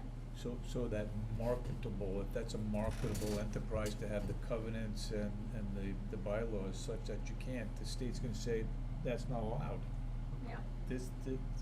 Yeah. So, The state's so that's saying why no. this is proposed. So I'll have the numbers from the actual condos and you can make a decision. If you wanna leave the language in, then you're guaranteed nobody under the age of 18, whatever those numbers might be, but you can't count any of the affordable units. So you're not gonna gain ground, with these. Or you're not even gonna maintain ground, you're gonna lose ground. Alright, and then the last one was, and we talked about it a little bit during the process on Wedgewood, but over 55 housing is meant to keep people in a unit as long as is humanly possible. And right now, we don't have any specific wording on what base requirements can be. You saw from Mr. Waterman that he intentionally knew that if you're gonna market it as an over 55, the master bedroom has to be on the first floor. You know, that you don't want a big rise change. That the exterior doors should have to be 36 inches. But, so we've taken it a little further here, and I did ask for input from John Kuchar as a building commissioner, if there's anything else he would add to this list. That's not, that doesn't jack up the cost of the unit a long way, but makes it so it's truly aging that's meant to allow people to stay in it as long as they possibly can. Unless they develop an extreme health issue where they have to have 24-hour care or have to have a nurse on duty. And, you know, but that you can basically move a wheelchair around in, get around with a walker. So these additions are exterior doors of at least 36 inches, interior doors of at least 32 inches, at least one entry point from the outside or the garage that has a rise or drop of no more than 2 inches, minimum 5-foot square area for turning on at least one bathroom interior, and first floor master bedroom in ground level entry units. So you'll recall this bylaw allows all different kinds and levels of continued care housing. So that's why that one's worded that way. So, cause you might have a 2-story building with apartments in it under this bylaw. So obviously on the master bedrooms just have to, you know, they're all gonna be on the first floor, so. So I was trying to work wording on, that considers that some structures might be so. Did you talk to Michelle on this? I didn't, I'm happy to reach out to her. Well, we got a meeting tomorrow morning at 9 o'clock. Okay, So I'll bring this, and I'll bring it up at the Perfect. Council of Aging meeting. excellent. Yeah, to see if there's any, and these There are might be just- some other issues, Right, so these are just base things, you Yeah, know, this maybe is you wanna just leave basic some stuff. things optional, but these are just some basic things you should have to make Yeah. sure people can age in place. This, this minimum 5-foot square area, Yep, that's probably not worded quite right, it should be 5 by 5, that's Okay, I'm 25 sorry. square feet. oh, 5 by 5 square feet is like Yeah, the I'm size of this sorry, chair I'm 2 sitting by in. 3, yeah. Or not even, I that's think 6. the engineer won't believe I don't know. Thank you, Use 5 this- by use this 5. once in a while. It might not need to be that big then. It might No, be a it's too 3 big. by 3. I'll check with John. This did go to John, so Okay. we'll get that straight. I'm assuming that you get input, it makes me think, whereby businesses in Worcester in the Canal District, because they're building the baseball stadium, and all the parking disappeared, 3 people, purchased a van, rented space, they're pointing people to that space so they can park their car for free and be driven over to, into the canal. It's within the Canal District, but it's not a handicapped accessible van. It's already bought, it's already wrapped. And, another person to check with, I'll call you tomorrow, is the people who advocate for people with disabilities and the elderly, just, in case, it was one of those situations when I went to see, his name is Michael Kennedy. I said, Bob, all they had to do was ask. I would have told them, buy one that's accessible. Now they're backpedaling, now there's, now it wasn't on purpose, but disability rights, elder rights, they have ground to stand on. There's nothing you can do except spend more money when you can spend it all at once. And so, Cool. I'll give you his phone number. That'd be great. Ask him to weigh in. We're learning. Nice. And now, is there anyone else that we should be asking input on? Because I don't think about stuff like that. Well, It's I good. thought- some of us have had, we'll say, family experience of dealing with this. Yes. I'm probably not the only member here Yeah. that's No. had to go through all this. All right, so there's 2 more that are interesting. One that is gonna hit you out of left field, and I can tell you some about it. I can't give you all the details about it, but we received a call from a national developer who's already, the developer is doing Prime Metals, the Scanell Properties. They have another property in town that they have a purchase and sale on. and are working with two Fortune 500 companies, for some warehouse and distribution. As we've discussed once or twice, if you look at our use table, pure warehouse and distribution isn't an allowed use anymore. We used to have a category called trucking services, and that's what Champion Container was allowed under. That's what Home Depot filed under when they filed for their warehouse. But we changed the definition of trucking services, or narrowed it in so that it literally is a trucking service, like FedEx, UPS, Ross Express. So we technically don't have pure warehouse and distribution. We have things like prime metals where you're manufacturing and then you might be storing stuff and distributing it, or like an IBA where you're doing wholesale sales and you're bringing in packages of stuff, breaking it apart and sending it out as a wholesale sales order. And that's allowed, but we don't have pure warehouse distribution where you just have the transportation manager office and trucks coming in, trucks going out. They have asked the town if they would consider this use. It would be substantial in two buildings, two different users, substantial in size, significant number of employees, and located in South Sutton where, so they said, can we just add the use to the office light industrial district? And I said, no. There's a reason why it's not in the OLI, because aggregate is also zoned office light industrial. And if you allowed warehouse and distribution at aggregate, the trucks would be funneled through the light. And we all know how tenuous the traffic flow at the light is. It just got its $6 million Band-Aid. It barely holds up during some hours, especially on the Boston Road approach, coming from the market direction during the morning hours. You can't load any significant warehouse distribution use into that light. You need the fix, the flyover fix, which last was $41 million, scheduled for 2040. So, but in South Sutton, both the Sutton exit and the next exit down, that's technically in Douglas Uxbridge, those are taking a lot less flow right now, and those don't have a constricted entry. Those could potentially, without little problem at all, handle significant warehouse distribution flow. Now, I have asked Scannell to show me the numbers, because you don't really wanna rezone something if you don't know that it's gonna gum up the works. It may be more obvious in North Sutton, but, so, I did have a brief conversation with the town administrator, and he said, please ask the planning board to consider this. This is a potential major employers, well-founded development company, well-founded, potential companies themselves.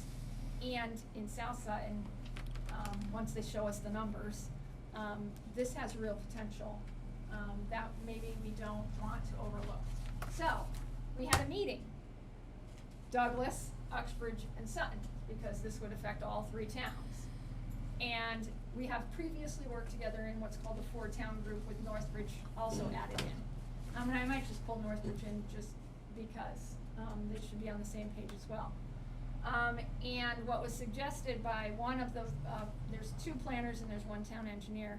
One of the Uxbridge planner was, we really should have matching, like really matching, not just you have an industrial 3, I have an OLI, and you have a this, and most of the uses kind of match. We should really have a matching one to show that as a 4-town or 3-town community, we really want to encourage matching uses, not make it hard, blah, blah, blah.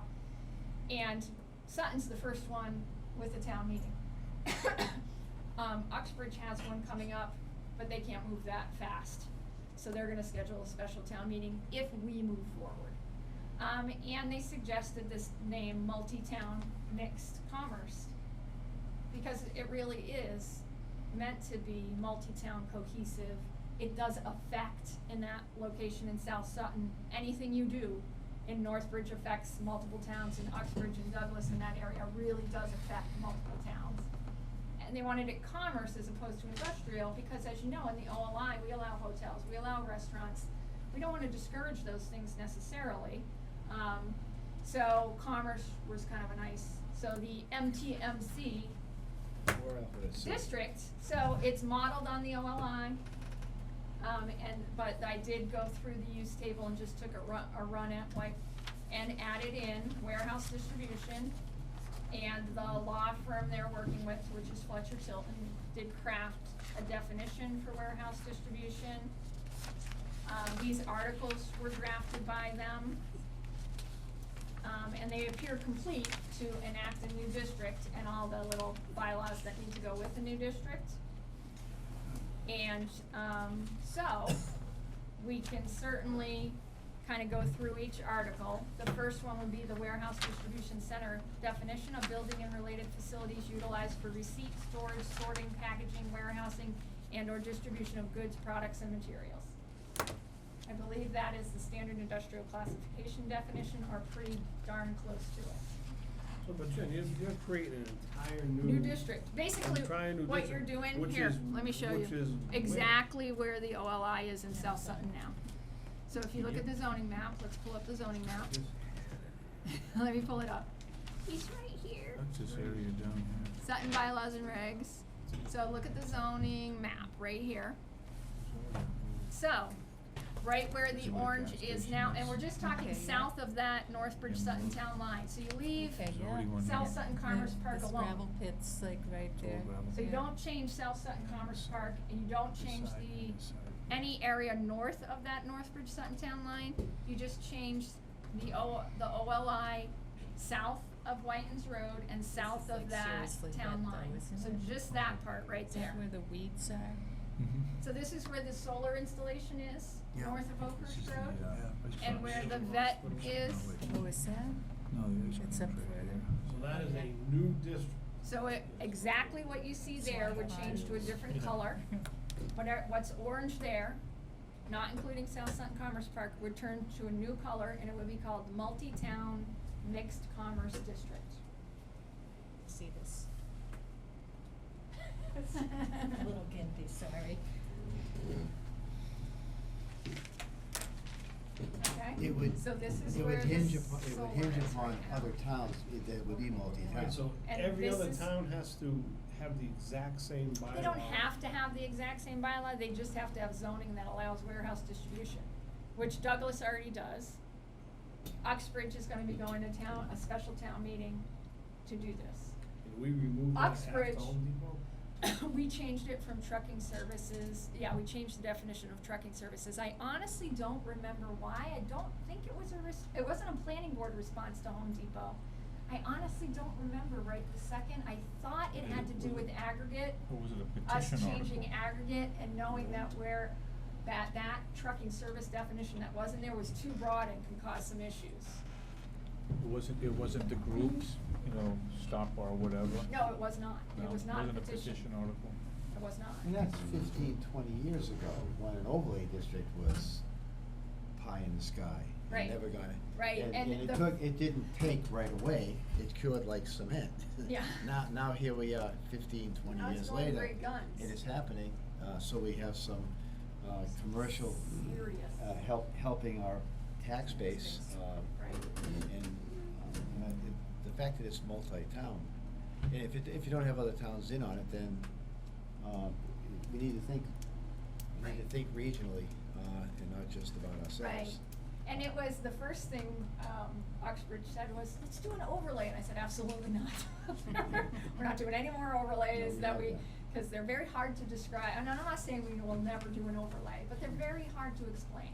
And there's no reason to do an overlay here. This area definitely has a different kind of, And if aggregates property, which is huge, I hear what you're saying, but if Millbury, was involved, and if they used the rail as opposed to the highway, there's, Right. you know, the way that the products are gonna start moving is, right, and you could. it's gonna change too, right. so.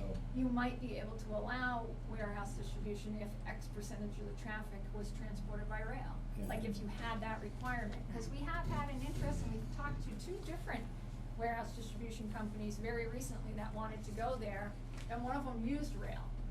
But the percentage they used rail for wasn't super huge, and it was only for inbound trips, and their truck numbers were still just insane. Too high.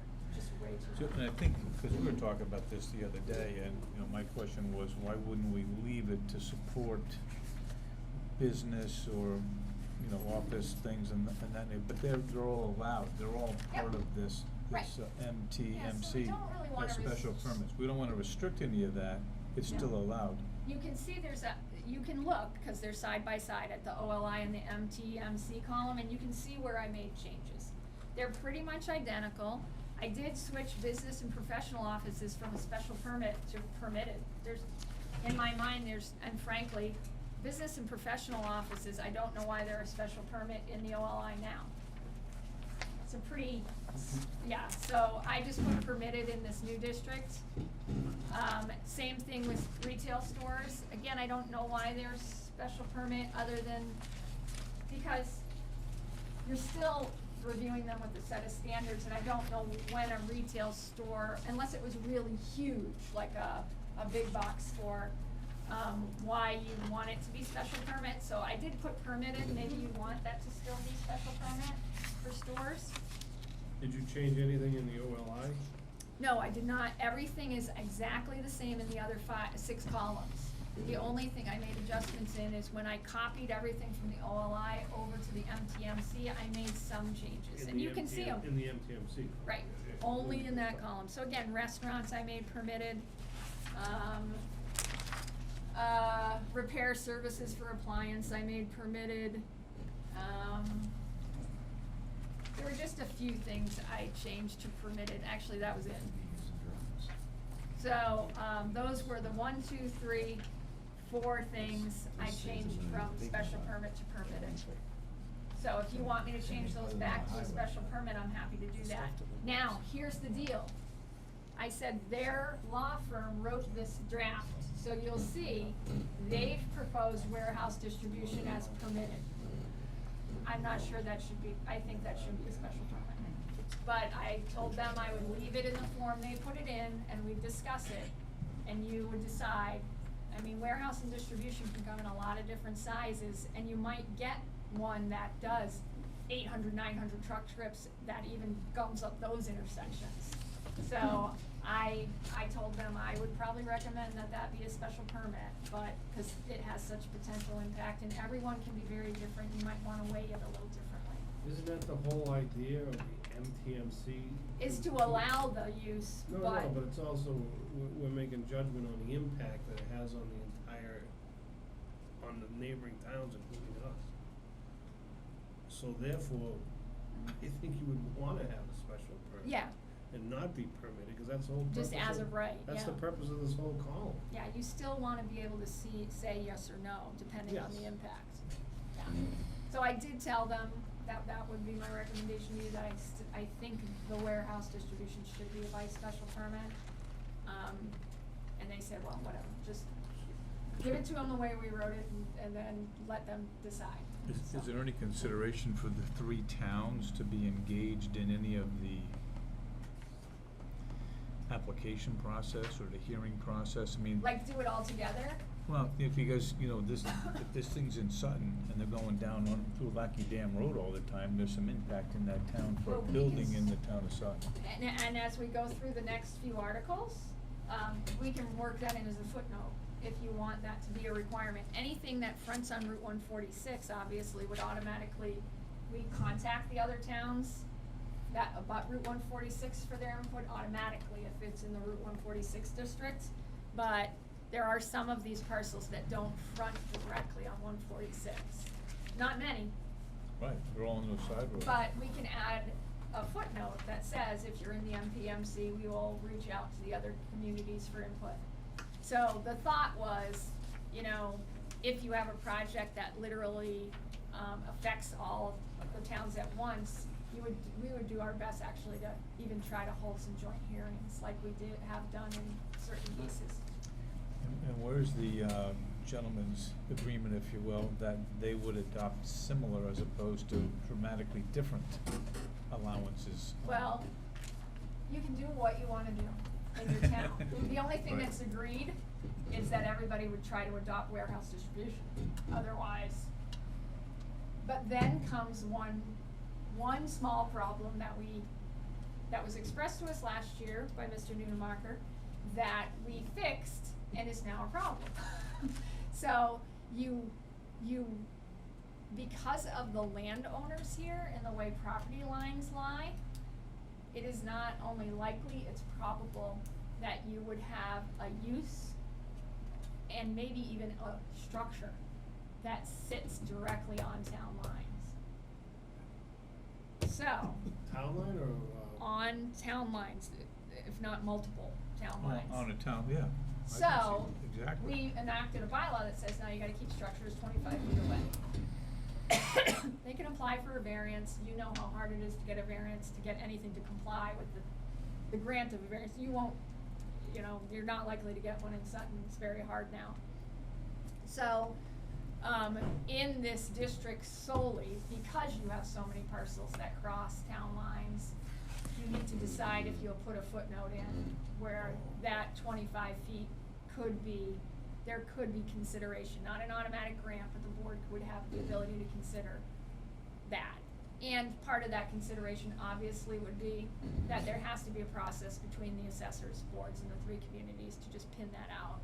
And it really should just be cut and dry. I already did indicate, and maybe it's through the planning board, maybe the assessors don't even get involved, that if you had a structure that sat on town lines, these can't be approximate town lines. Those town lines have to be pinned down by those corner pins, and you have to know exactly how much square footage is here, here, here, here, whichever towns, so that when it leaves the planning board with an approval, you already know who's getting exactly how many square feet of that building, that parking, that maybe should just be pinned down as part of the approval process, so you don't have officials who are trying to do one job, having to squabble with each other about who gets what.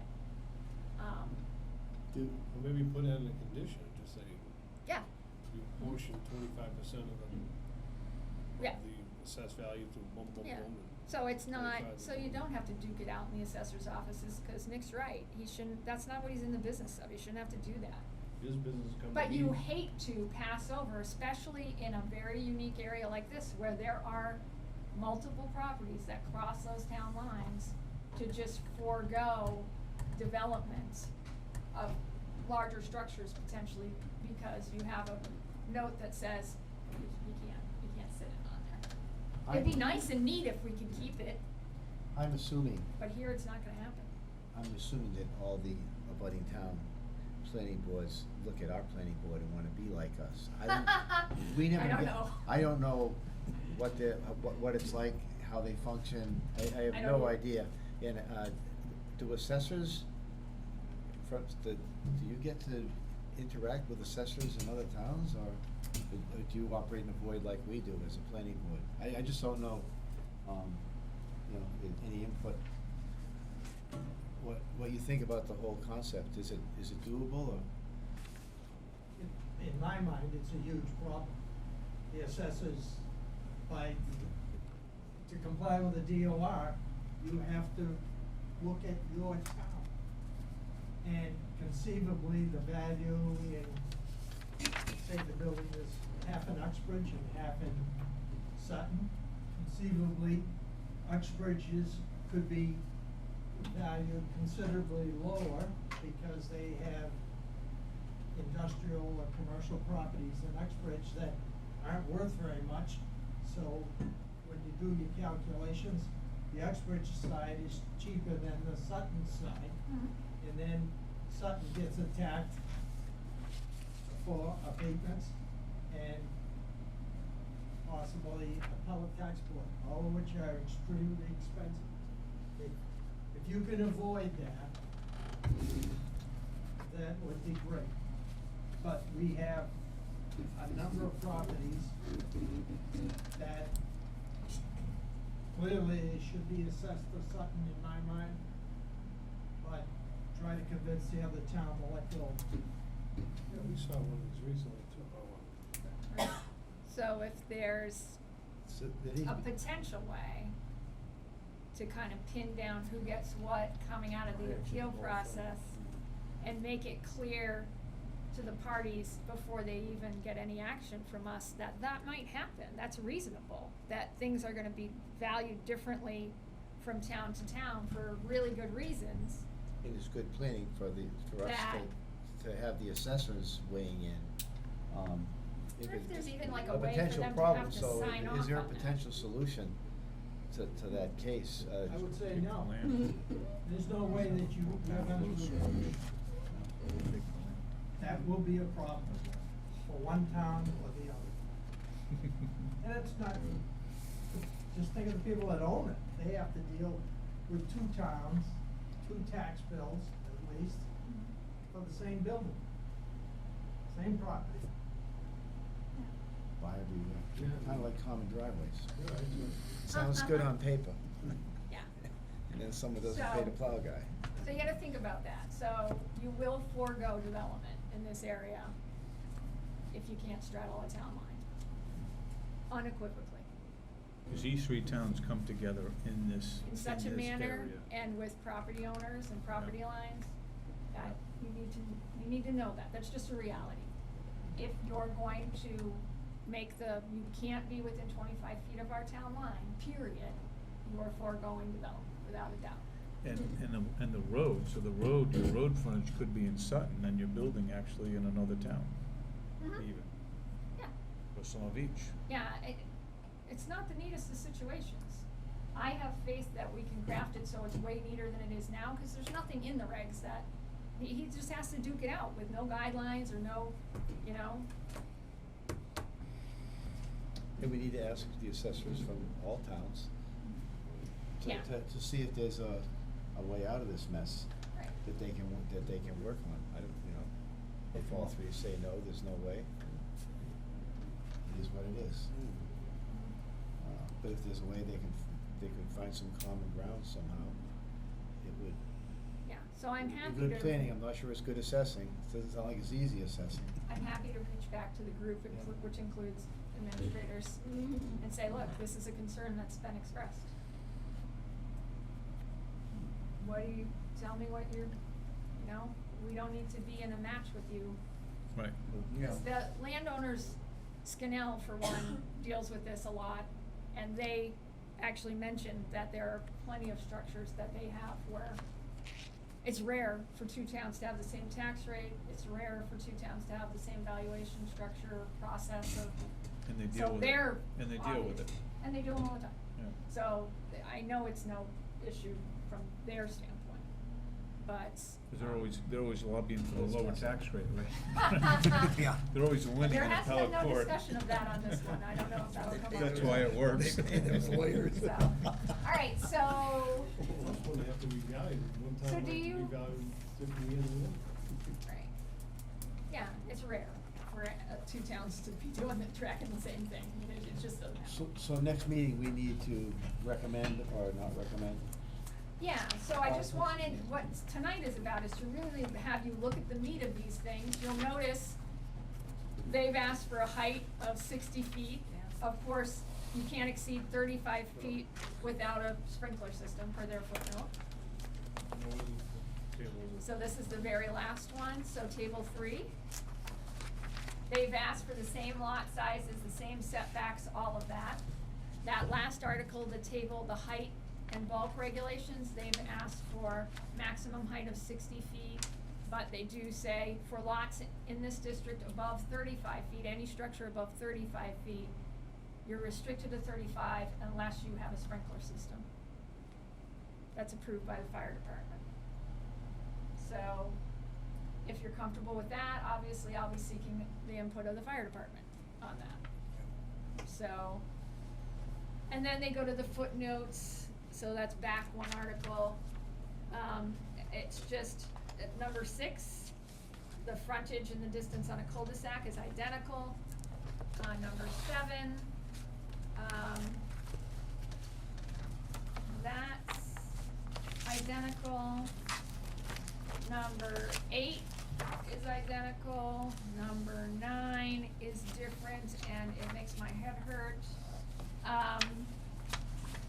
This one, they wanted consideration. Right now, if you're in any district, the principal use has to, and you abut a residential district. So you're anything other than residential, so like business highway, OLI, MT, MC, and you abut a residential district line. You have to be, your principal use, which you know we've defined as the building and any required parking, which maybe we wanna talk about that, has to be at least 100 feet from the residential district boundary line. They're asking you to let it go to 50 feet in this district. So that is their ask on that one, so think about it. Now, obviously, if you make the use special permit, you can do all kinds of stuff, or require all kinds of stuff in that 50 feet. But it's different than any other district, so how do you feel about that? So that's something you need to think about, so that's the ask there. All the other footnotes are the same, they've just added MTMC next to OLI. Okay? If you decrease it to 50 feet, these have potentially more impact. Yeah, I mean, warehouse distribution, yeah. Right. Yeah. Than an OLI. Right. So, yeah, and what I'll do for you is, as I've done in the past, I will take this map and I'll draw her in 100 feet and I'll draw her in 50 feet. So you can see, cause you know, when you put in a 100-foot setback, that is substantially a massive amount of land you're basically taking from development. Yeah. So it's something to think about. Do you think if you reduce it to 50 here, or maybe even in any active district, but you have the ability, or you right up front beef up what has to be done in that 50 feet in terms of screening, is that a better thing in terms of encouraging development, but also protecting the abutting residential uses? So it's something to think about. Because I will draw in those lines on here. I did just a draft today and show you what's left. Once you draw in a 100-foot buffer in here, not a lot left. I'm just saying. A small warehouse. Yeah. So this one's out of left field. You would've got it sooner, but I just had the meeting last Thursday. So. Go ahead. I think the area south of Oakhurst, east of 146, or west of Lackey Dam Road, all that property, except for the 6 small lots on the south side of Oakhurst Road, is all owned by the same person. All but. Not that that makes a difference, but just to tell you, but if you're gonna draw a map, you should include Douglas and Uxbridge, so you see the entire extent of Lackey Dam Road to the intersection. Sure. The interchange, the ramp, and Yeah. that's, I think the ramp is actually in Douglas. It's right over the line, I think. Yeah, that'd be nice to see. Yeah, that's not a problem. See the interaction. And even the setbacks. And you have to consider also that there is a large power line going through the property and a large gas line. Gas line. Right. Both of those will affect the use of the property. You can't build a building in it, you might have pavement. Yeah, you can have pavement, parking, and access. But again, that's part of the, if you start skeeving off 50 to 100 feet wide of what is usable, and then you take into account that you can't use the power lines, you can't use the gas. And there are wetlands in here too. Then what do you have left? But you also wanna protect the residential waters too. So you gotta, it's a balancing act. So is that supposed to be in our purview, the fact that it's owned by one person? No, it doesn't matter, I don't think. You can just, I think that. It makes it easier. Well, I think the comment's germane because if it's all owned by one person, in effect, the interior lines can disappear. Right. And it Yeah. makes it So easier you can to shift things manipulate. around a little bit, but once you take into account the gas line, the power line, and the wetlands, you're not shifting much. You're kinda staying actually almost where the wetlands are. You mentioned the 50-foot setback includes the parking lot, so opposed to the Well, building. that's what it's not in our regs, Right. that the principal use includes the required parking. That's the board's interpretation over the last few years, and that's how we've been doing it. We Do you just- wanna keep doing it that way? I mean, the principal use could just be the building. And you could put parking and circulation In that, in the in buffer. that space. So that's up to you. Cause we just did that. Didn't we just shave off, I thought we did something for IBA. No, that- not in the 100. No. No, they were, Tourism residents, we did something, Yeah. we removed some space, parking spaces. circulation over in, from the residential line. Yeah. The steel place, yeah. Oh, cause it was parking, so we were able to get a Yeah. waiver in the parking Right. regs. Yeah. I think it was 100. It was like 70 feet, something like that, that corner. There was one corner where, Yeah. and the thought was if there's more greenery, if there's more stuff. Or it would- terrain or something you need. Something that makes it. Work. And then there wouldn't be parking there. Right. They lost those spaces that they didn't need, they put them someplace else. And I don't know if it's just parking that they're worried about, or if it's the actual structure that they're making an ask for it to be reduced. So if you want to think about, for this zoning district in particular, whether you want the principal use to include the parking and the circulation or not, or whether in this district you want to allow parking in the 100-foot setback with the appropriate, we just need to know that. I don't have to have the exact every single article, but you wanna have some drafts coming into the hearing. Cause I can advertise this new district as a group of articles, so you can, technically, you could add an article as long as it's specific only to this district. But better that we have all the draft articles in advance.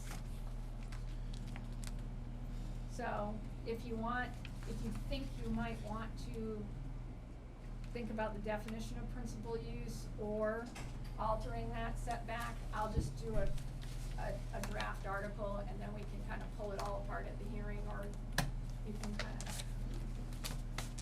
So my opinion on that is to keep it consistent with what our practice has been. That's my opinion. If we start changing the application rules or guidelines, and each district will get crossed up. You know, I think if you're gonna do an interpretation of principal use, you would do it across the board. Across the board. Right, so I would need to draft an article for that now separately, and advertise that as a separate article outside the MTC, if you wanna think about that. If you wanna think about it just inside, it can just be part of the advertisement for a group of articles. Well, So- what's the likelihood Sutton adopts this and the other two towns do not? What, principal use, or something like The that? MMTA. This project. Well, then, there may be portions of the project that can move forward, and portions that can't. Because the road concept is there, from Yeah. Whiting Road to. I'm not sure that they're going to, that's West Side Connector Road, yeah. There's some, they would potentially have emergency access. So they might come in from Sutton and then have emergency access out, and so only Sutton would get the benefit, and they would be shooting themselves in the foot. Is there enough land, there's enough land in Sutton for something like this to For be built? something like this, yes. There is, okay. If I take out this section from my folder, and put it under my pillow, but if I get the, can you make another copy and put it in my, Sure, that one's all the bylaws. the back packet of section? bylaws. Yeah, and I gave, when Nick said he hadn't read it yet, I passed mine off to him too. Okay. Just so I So- have it, but I'll keep this. So another packet of bylaws. It's a lot to think about. So We I'll- need to adjourn so I can start thinking about Well, this. wait. They rejected the Yeah, other. though, this is where you're doing the hard work. So I'll do a draft article for principal use, to 50%. consider that across all districts, if you're okay with that. I'll just do a draft article. So if we're gonna change or add an interpretation of principal use, we'll add it across the board, so it's consistent. Yes? Yes? Okay, so I'll do a draft article for that. Good. All right, and the last bylaw, I say for last because I think it's the hardest. You're in trouble, kid. It's cottage housing. You're losing us. Cottage housing. This is why I said, if, in my absence, we could schedule a meeting last week about all of this. Okay, I'm gonna have to excuse myself if we're gonna go on for another half an hour, okay. because I'm just beat at this point. Right, so I did highlight, You you can can just go. give me input. You should go. Just give Okay. me input. Yeah, we got two alternates.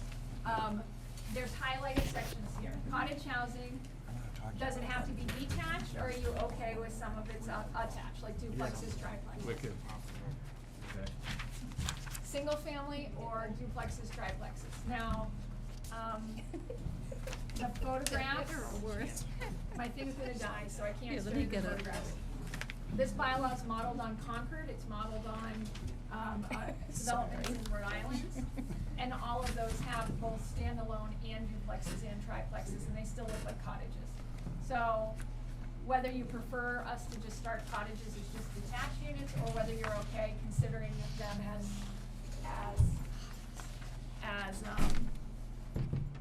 duplexes and tris. So I can show you a picture, so you can see what I'm talking about. Now that Kyle has given me his computer, properly charged. Okay, ready?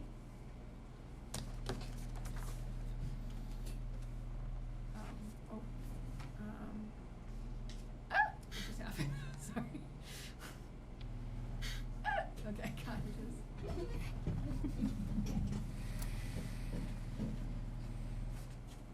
Wherever.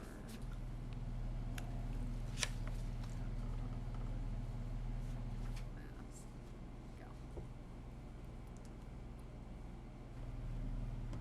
Okay, that didn't work. Sorry. Cottages at River, oh, no, right there, Concord Riverwalk. Okay, these are the cottages in Concord. You can see there's singles, there's duplexes. They're just little, they're little baby cottages. That's the interior, there's not a lot of good exterior photos on this website. There you go, okay? So some are singles, some are duplexes. Most of the, this development are singles, but they do have duplexes in here. But they're little cottages. You have a first floor bedroom. They don't have headspace upstairs except for in the center, these ones. So you have a little den area up there. Or you can do a fold out if your grandkid or wants to come over. But cottages are designed to meet single people, seniors downsizing, or a married couple. They're not designed for children, they're just not. So this housing stock is specifically to meet those uses. It is one bedroom, one full bedroom only. Their accessory space is really just, again, pull out the air bed if your grandkid wants to come over. So this is a very specific type of housing. Again, it's not age restricted. It doesn't say you can't have anybody, but that is not what it's designed for. They're one bedroom units. They are between 1,000 and 1,300 square feet.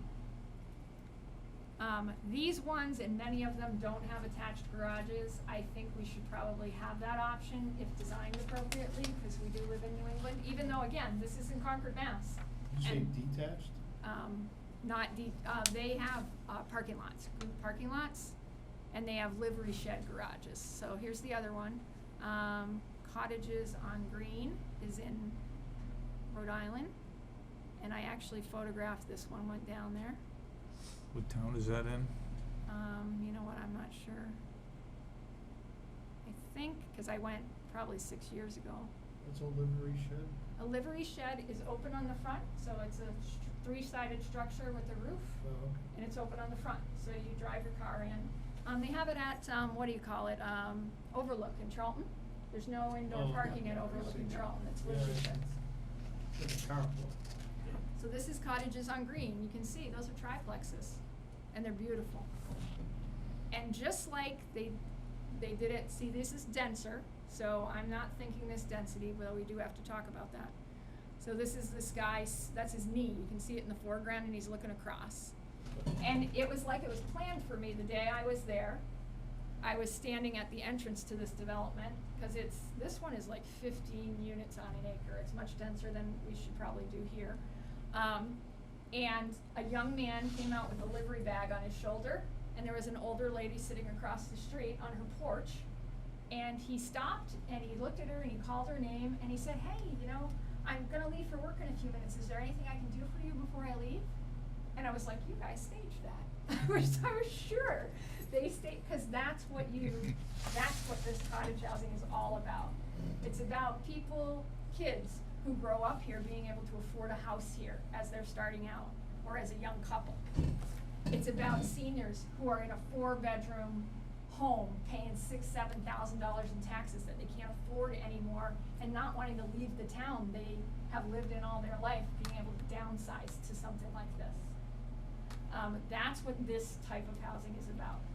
It's really about housing for single people, young, any age single person, couples with no children, again, of any age, and for seniors in particular who need to downsize but who want to stay close to other people, who want to be close to other people.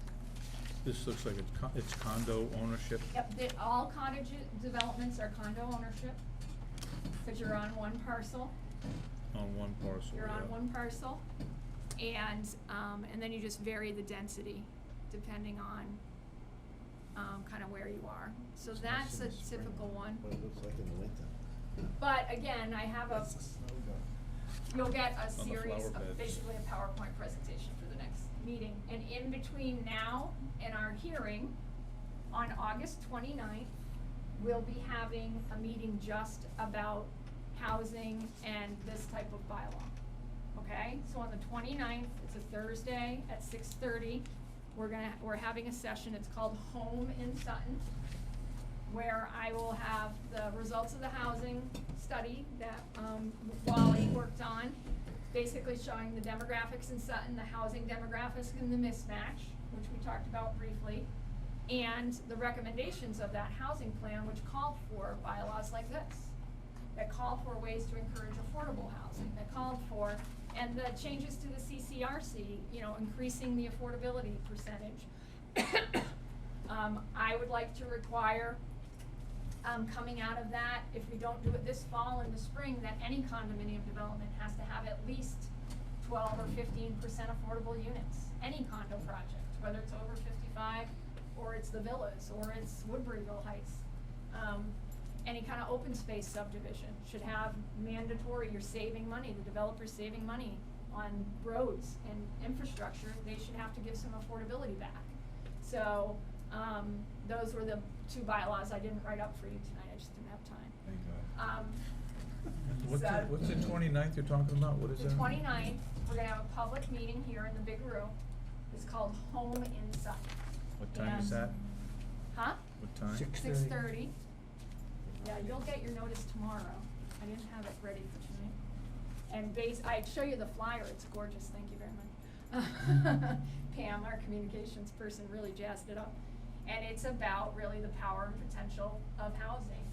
And the fact that we're generic here in Sutton. We're a whole bunch of 90 or 82% owner occupied, no apartments, 4-bedroom colonials. That's pretty much what 80% of our housing stock is.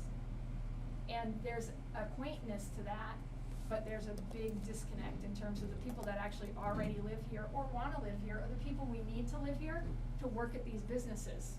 We wanna encourage, to draw in the restaurants that wanna see the big job numbers and the higher housing numbers.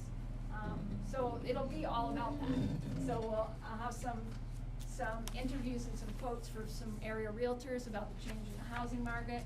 You'll get to see the face of people who already live in affordable housing in this town. So you'll understand that affordable housing is not some scourge. I say it all the time, had I not remarried, I would be living in affordable housing. I'd like to think I'm not the worst thing to have next door to you. I'd like to think it. But I mean, you're talking $65,000 in a 4-family household. So That's either, you know, a restaurant manager whose wife doesn't work and maybe stays home and takes care of the kids. Or, you know, that's a young engineer just starting in the market. You need to think what these numbers are. So all of those numbers will be presented that night. You'll actually get to meet visually some of the people that already live in affordable housing and learn what affordable housing is and isn't. Because a lot of people don't understand it, and I think we need that out there before our public hearing, before we go to town meeting. So we'll have that session, and we'll talk about all of this. And we'll talk about, maybe not the specifics of this bylaw, but that the planning board will be bringing forward this bylaw, and this is the kind of thing, it'll have all the photographs of these two projects and several other across the state, so people can get a visual of what we're trying to do. These generally require water, sewer? That Is was that one of not the addressed? questions.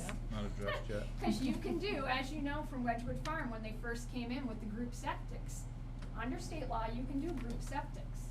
So, one of the questions is, you know, should there be different densities for water and sewer? So I did reach out to a septic engineer, because I figured that's the best person to talk to about the impact. If I have 1 acre with water and sewer, you probably are gonna have a different density than 1 acre without water and sewer. So I think, in terms of Title V and what you can safely put on that amount of land. I think we should have a minimum lot size for cottage developments, which isn't in here right now, of 5 acres. Cause you're gonna have between 4 and 12 homes. Once you get over 12 homes, we already have a bylaw, it's called our Planned Unit Development Bylaw, that's not been utilized, cause it really hasn't been pushed out there, and it has some kinks that need to be fixed, where you can do something denser. But this is really just small little cottage, kinda like the ones you saw, little clusters of cottages, condominium style ownership, that literally are cottages. They have to have a porch, they can't be more than 18 feet high at the eaves. You can go up to a higher height with a sloped roof. You know, these are very specific purpose. Low or no impact on your school, pretty much no impact on your school because you have 1 bedroom. So I guess you could be a single mom who has a kid in your room with you, but that's not been you know, low or no impact on the schools and really meeting the housing gaps you're gonna see on the demographics. Those people like Kyle can't live here unless he lives with his parents for a very long time and gets his salary up, and then he can buy a massively expensive home. You know? It's a good plan. So that's what this is all about. So I've highlighted some things where we're gonna need input. Do we have to go to Concord to see the closest one?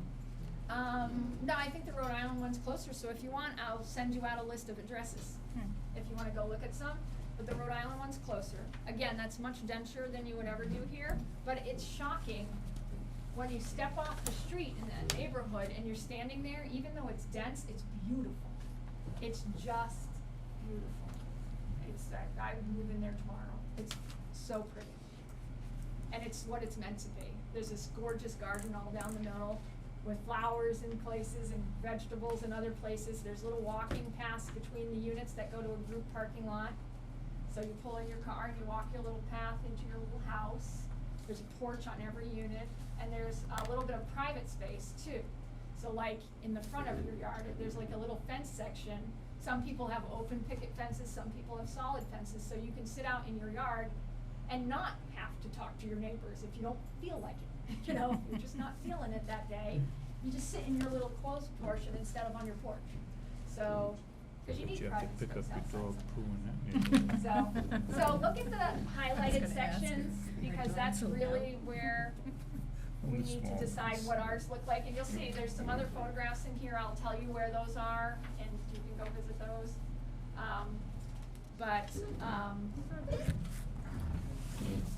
That's the intent. Okay. Whole new form of housing, but very low impact, low key, gorgeous design. Design being the biggest part of the elements here. And then just figuring out what the density's gonna be. And if you want, right now we have different density in rural residential as opposed to suburban and village, which seems appropriate, but I don't know if these numbers are perfect, cause these are based on kind of an average of several other towns' bylaws that I pulled together. So, I'll give you some visuals of what this looks like. 9:30, motion to Okay. adjourn, please. So moved. I need a motion. Make a motion to adjourn. Good. Second. Thank you. All those in favor? Aye. Opposed? Abstained?